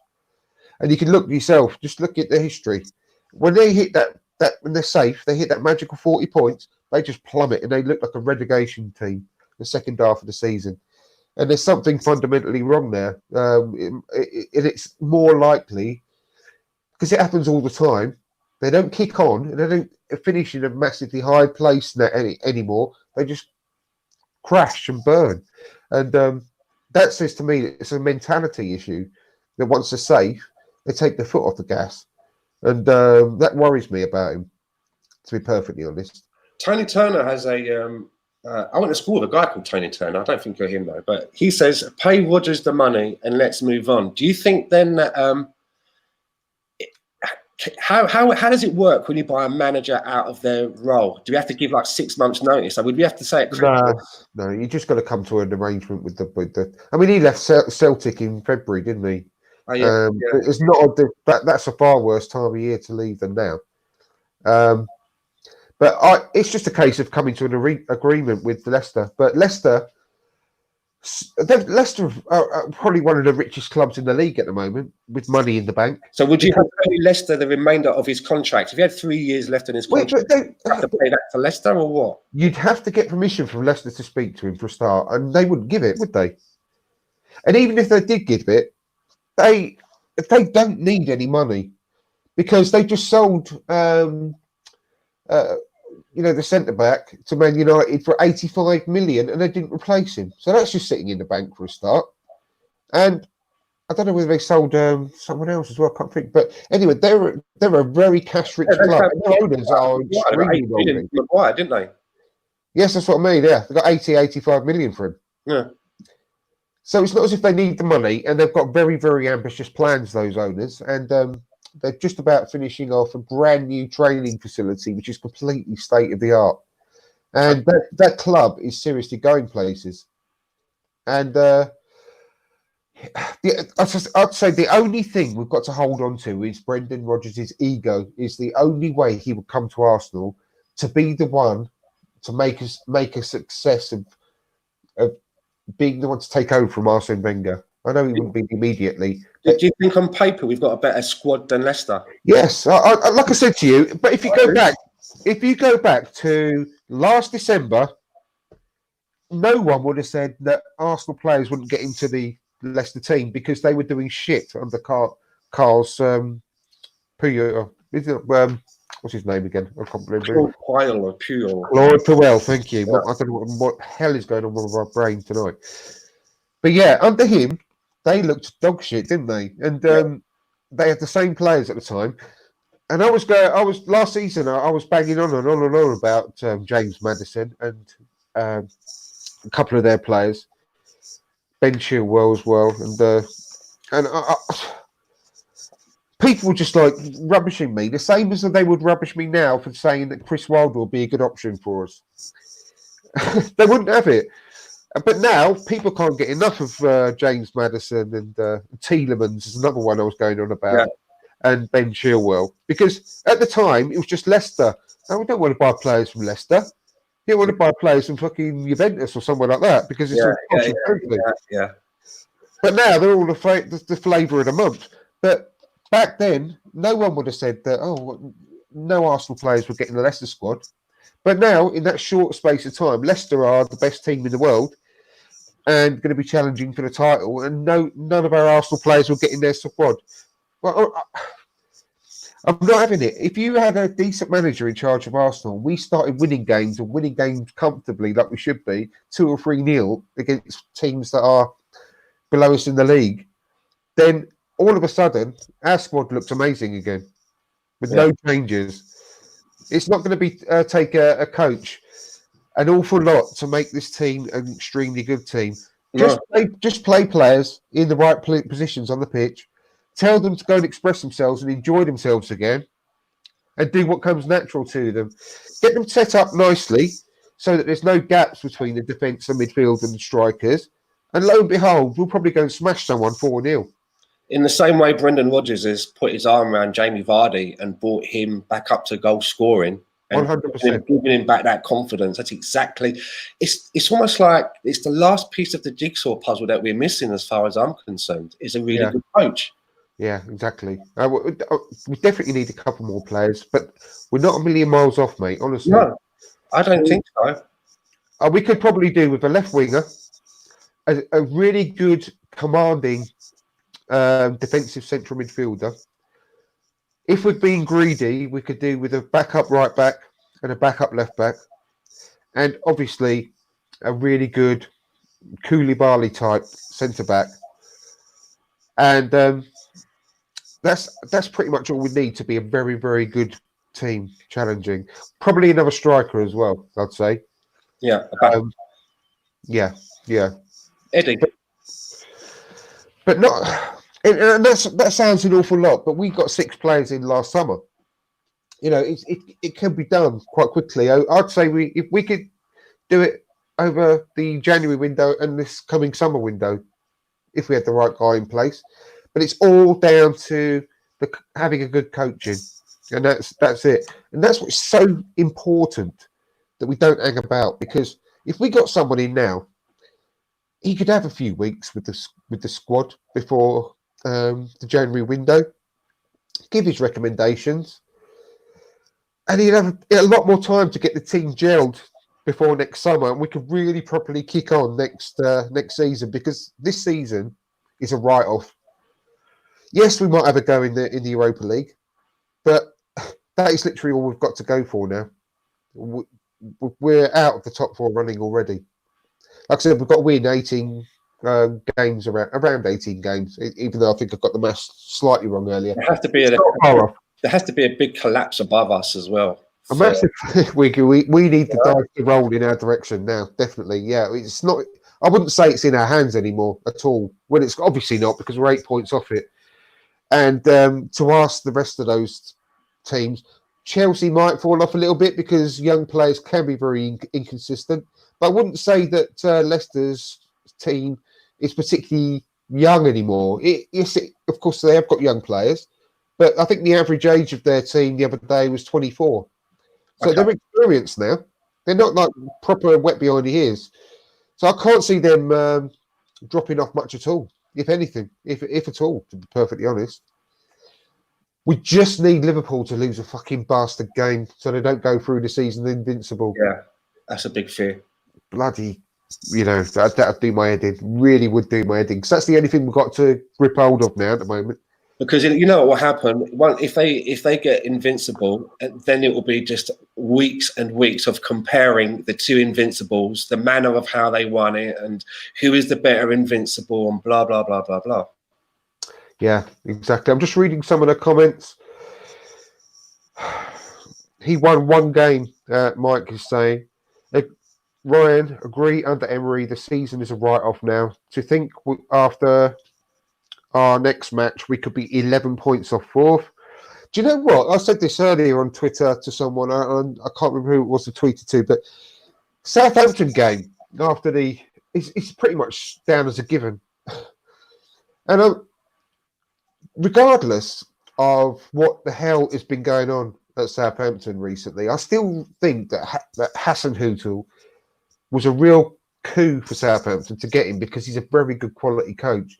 Now, where did they get him from? I don't know. It was German. It was in the Bundesliga. Oh, okay. Leipzig, not Leipzig. It might have been Leipzig. He was one of the up-and-coming managers in the Bundesliga, and very highly thought of. And a lot of people, including a lot of really good, like Rafa Honigstein, who's obviously the Bundesliga expert, he was very surprised that Southampton were able to nab him, because he thought he was destined for one of the top clubs around Europe. He's a good manager, and I think a lot of their problems are down to he really wanted them to strengthen in the summer, and they didn't, and they haven't done so for quite a while now. And they're really well known for their youth academy and selling prospects on, and keep on replenishing those prospects with new ones all the time. And that hasn't worked for the last 2 or 3 years. And their squad is really weak now. And he didn't get the strengthening that they wanted. And I think that there's been a lot of disharmony behind the scenes at Southampton. But I'm not. We have them next at home, right? Sorry, say again. We have them next at home. Yes, we do. And it's at home. It's at Southampton where they're weak. Away, I don't say they're having a bad season. Are we playing at Southampton or? No. We've got them at home. Oh, okay. Because I'm interested to see if here in Vancouver, myself, Mike, we go down the pub almost. Well, we do. We go for every game, and if that's a 12 o'clock kickoff, early kickoff, that's like 4:30 in the morning for us. Yeah. No, I think it's Saturday 3 o'clock. Yeah. So that's going to be around about 9 in the morning for us. And I've noticed on the TV that the last few games or so that the attendance seems to be falling. And I've heard from people on podcasts who've attended games, because we can't really see everything on television, who have said that attendance does seem to be down. Yeah, it So is. much so that Mike even said to me that if things don't change come that Southampton game, he don't even know if he's going to, give his time to go down the pub so early in the morning and to, he's got to move work around, for example. Those times in the day, especially when we go down the pub and it's lunchtime for us, he does work he takes his computer with him so he can watch the game, so he can watch the game and do his job. But it's at the stage where people seem to be very apathetic towards the team. And I noticed that the last time we went down the pub, there was hardly anyone in there. There was maybe about 7 people watching the game. It's a sad state of affairs, isn't it? But I think it's the only way that things are going to happen is the hashtag empty the Emirates. It's the only, and we're talking about trying to hold people back from going in. Yeah,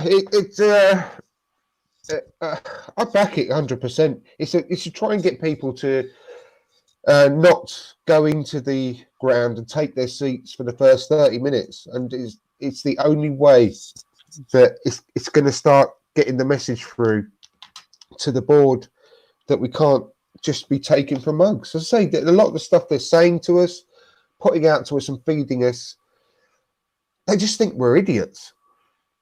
I was listening to Andrew on Arsblog, and he was kind of saying that he feels a little bit stupid, like he's had the wool pulled over his eyes, like when you get conned at the bar and you don't get the right change back, you felt like, how did I not see that? And I see where he's coming from. I'm thinking to myself, like, have we just been like run up the garden path by these guys or what?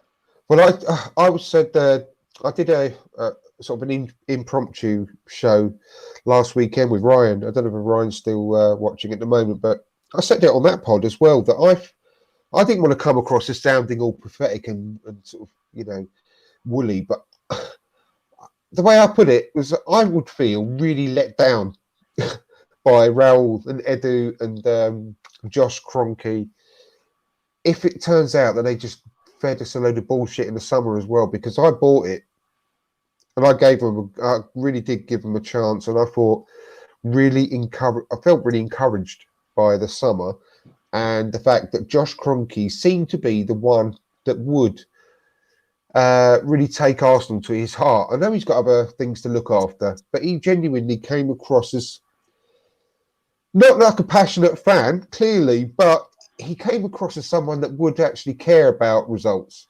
Yeah, he kind of seemed excited and enthused by it all. Yeah. And I don't know, I bought it, and because of what they did in the summer, and I thought that the business they did was fantastic. It really was a really good summer. And I thought, I'm going to give these guys a go, and I'm going to put my trust in them. And if it turns out that they just leave this guy in charge now, who clearly can't do the bloody job, then I will feel really let down, because we're going to end up in really bad trouble, not just financially, like I said earlier, but we're going to lose a lot of our squad. The vultures are going to circle around all our massively bright prospects already. Already that we're going to be in risk of losing people like we've done for years. Go Fabregas, Nasri, Adebayor, Van Persie, you name it. We lose all our best players. And it's going to continue the same bloody cycle, except for the fact that we're no longer going to be a top 4 club. We're going to be a mid-table club. And all the players that we lose, we're not going to be able to replace them with equal quality players. So we're always going to be taking that little tiny step down player-wise and quality-wise until one day we're going to be a team full of mediocre players, because it's a natural thing to happen. We can't afford the massive wages anymore. We can't afford the massive fees anymore to buy the players, and we can't attract the same level of players because we've got no European football to offer them. It'll be a circle we won't be able to get out of for a long, long time. See, I know it looks bad at the moment, but I have to believe that the board are not going to sit on their hands. Well, they are, though. I don't know, because look, if you go back to the summer, there is a target, and that target, it seems to me that the board know that the be all and end all is to get back in the Champions League. Now, they went big in the summer. All right, we might not have paid the 72 million out as a lump sum, but we've still committed to pay off that money every year. So we have spent a lot of money.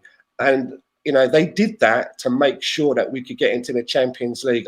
And I have to believe that if that is the be-all and end-all target, they have to be talking to people behind the scenes. They have to be sounding people out and having a contingency, because when the spotlight, the one thing I think I've learned about Ralph Cinielli is that in the summer, when all of the, you know, We Care to You campaign started, and he was, you know, cornered by people at the Q&A and all of that, he seems like when the spotlight's on him, he doesn't seem to like it. And when the spotlight is on him, he kind of reacts.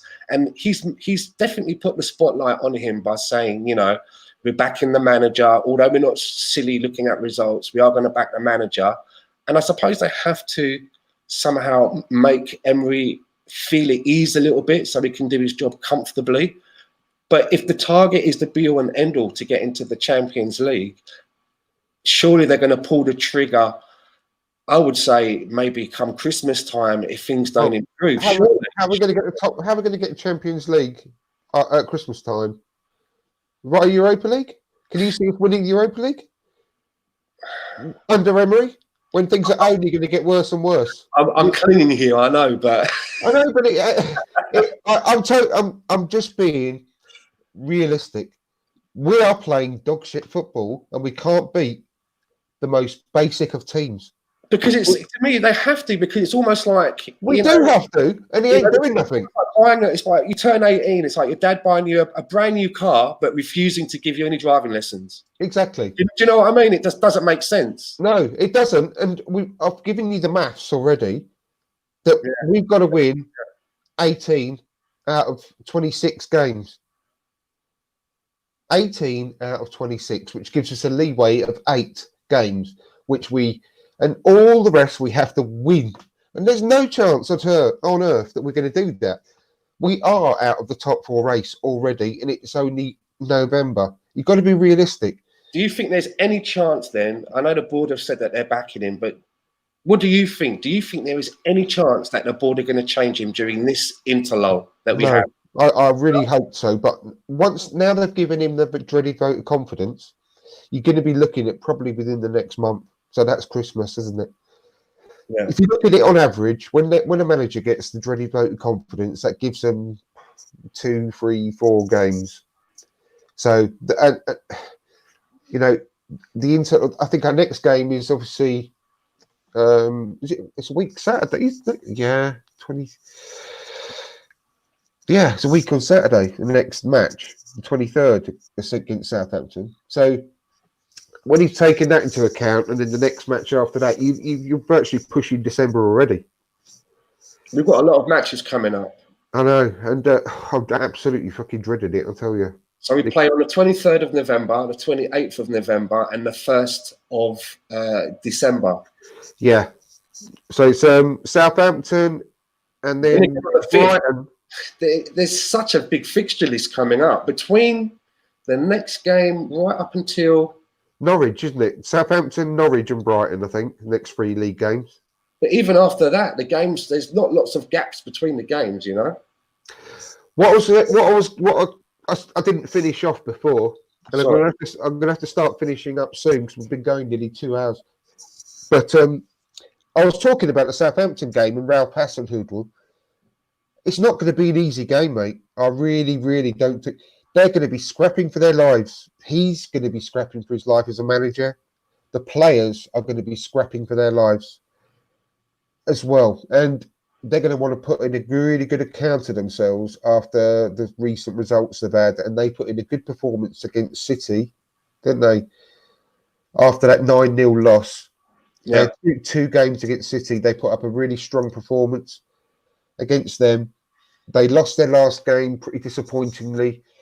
So they're, considering the fact they've just had this interlull, Ralph Hasenhüttl is going to have been literally coaching them to within an inch of their lives to win this first game back after the interlull. You know they will.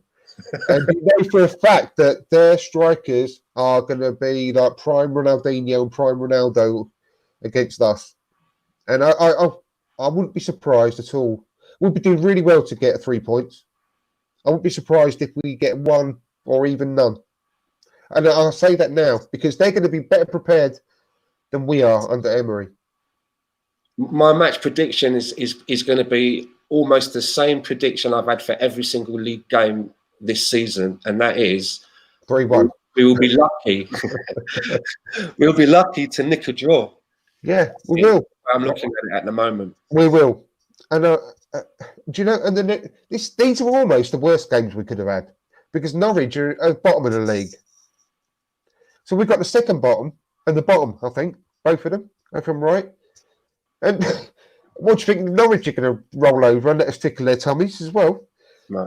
Honestly, I don't know where our next win's going to come from under this guy because he doesn't put any emphasis on our strengths and playing to our strengths. He puts all the emphasis on stopping the opposition. And all those teams that are sort of fighting a little bit below us, those that are trying to stay up, this is probably all of them. If you said to them, you know, when is the best time for you to be playing Arsenal? They're all going to say, well, right now. Yeah, I know. They can see what's happening, right? You know, and they know that they can nick at least a point. They can grab a point against us at least. You know what Southampton? Sorry, not Southampton. The Sheffield Wednesday fans said after our match against them. They said that pretty much every match they had in the Championship was harder than the one they played against Arsenal. That is fucking damning, isn't it? Yeah. Yeah. And Tony Turner, I think you joined us quite late, but you've put 20 or so games, there's still plenty of matches to catch Chelsea. It ain't, mate, because you do the maths. 71 points is what you need to reach generally. You'd be very lucky if it's under 71 points. That's what you need to reach to get to top 4. And that is 18 wins from where we stand now will take us to 71 points, Tony. And we've only got 26 games left. So we've got to win 18 out of 26 games to get the top 4. That's just to finish 4th based on averages. So it ain't plenty of games, Tony. Ain't at all. So if you think we're going to win 18 games out of 26, then I'll get yourself down the bookies, mate, because you'll win a lot of money betting on that, I'll tell you. Do you want to finish off on anything, Stan, before we wrap up for the night? I think we actually covered quite a lot this afternoon or this evening where you are. I think I found it quite cathartic as well to get a lot of it out. Next one we do, we'll ban all talk of Emery. Well, let's just not talk about Arsenal. The next one, that'd be fantastic, wouldn't it? Let's just talk about anything but Arsenal. EastEnders, Ian Wright in the jungle, whatever. No, when does that jungle thing? When does that start? Ian Wright in the jungle. Oh, fuck knows, mate. I ain't watched it for a few years. I ain't watched telly, mate, since December 2017. Apart from football. Okay. That's a story for another time. I'll give you more reasons why. Happened in December, did it? Okay. In 2017. I'll keep with telly in. No. No, but anyway, next Wednesday, I'll just remind everyone listening afterwards on the podcast. Next Wednesday is when we got Nigel Winterburn, amongst some other great guests. So please don't miss next Wednesdays. It's going to be a great show. We will be obviously discussing Nigel's career with him in great depth. I mean, there's so many great things we can talk about with him. And so that will be a bit of light relief, or a lot of light relief from everything that's going on at the moment. You're going to ask him about his perspective on the old Paolo Canio. Oh yeah, Paolo Di Canio, definitely. I thought you were going to say about Unai Emery. No. I'm going to stay well clear of the current situation. The Paolo Di Canio one, absolutely amazing. I can't wait to discuss that with him. Yeah, it's going to be so good. Sometimes it pops up. Sometimes I see it. I do. Yeah, yeah, definitely. And, I mean, he's been involved in some brawls with Man United. 21-man brawl on the pitch as well, and all sorts of stuff. I can't wait. But what a solid player he was for us at left. Oh, mate. Solid. So underrated. And absolutely criminal that he only got a couple of caps for England. I mean, Yeah, I agree. Yeah. I mean, Stuart Pearce, obviously a legend and great for England, but on so many occasions he was picked on name and reputation rather than form. There were so many left backs around at that time as well. You had Dennis Irwin around at the time. Well, he plays for Ireland, of course. Yeah, but I'm just saying in general at the time, a lot of left backs, like a lot of good left fullbacks generally in the league around that time. Do you know who mainly got a lot the games that Winterburn should have was Tony DeRigo, right? And that's a fucking crime. You know, Tony DeRigo was a decent fullback, but not in Winterburn's class. So yeah, he should have got a lot more caps than he did. And like I said, Stuart Pearce was a very, very good player, and everyone remembers him for the good times. But he was picked ahead of Winterburn incorrectly a lot because Winterburn was much in better form than him. But he was picked because of his name and reputation ahead of Winterburn, which is a real shame. But yeah, we've got an awful lot of good, positive stuff to talk about. I mean, 13 years with Arsenal. He's won so many trophies with Arsenal. He's seen some incredible players at Arsenal and the massive changes as well from the George Graham time through to the early days and the real sort of blossoming days of Arsenal. You know, so yeah, I'm really looking forward to it. So please make sure that you don't miss out. If you haven't done so already, when you're listening to this, if you're watching, please subscribe and hit the notification so you don't miss that show coming up.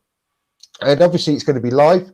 So you've got the opportunity of asking questions on the night as well. So it's not going to be very often, I'm sure, that you're going to get the opportunity of asking Nigel Winterburn questions. And we'll answer as many as we can on the day. And we'll keep it all positive, hopefully, away from the current doom and gloom. So thanks ever so much, Stan, for joining me. I hope you'll join us again really soon. I really like it when you're on, and you talk a lot of sense, mate. And how can people follow you and watch your videos as well? With the Sure, I'm on Twitter, Stan the Man 68, I think it is. You'll see my avatar with the Arsenal shirt on and the Spider-Man mask. But how did you do that? I asked you that once. You never answered. Oh, how did I get that? Yeah.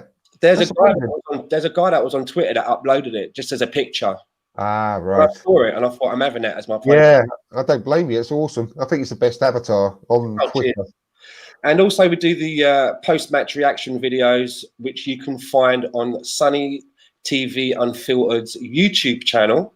And if you go there, you'll find our post-match reactions, myself, Mike, and a lot of the Gooners in Vancouver. And there's also a Facebook page, which I've just recently created for Sunny TV Unfiltered, which is now up. So if you are on Facebook and you want somewhere to go to catch up on Arsenal gossip and news, and you want to start a debate on there, it's a place for you to go, have your say, read news. If you find any other news, please put it on the page as well so that we can all see what's going on. Yeah, absolutely. And whilst you're there, like the From Dial Square to Where page and all, thank you. Anyway, regarding Sunny TV Unfiltered, get back on there as soon as you can, Sunny. We're all supporting you. You're a good bloke, and we hope that you get back on there and podcasting as soon as possible because everyone misses you on there. So all the best, mate. And yeah, give Sunny a bit of support on there and get him back as soon as possible. Yeah. So thanks again then, Stan. All the best, mate. And get you back on board as soon as possible. We'll speak to you afterwards. Cheers. Good night, everyone. Take care, mate. Bye-bye.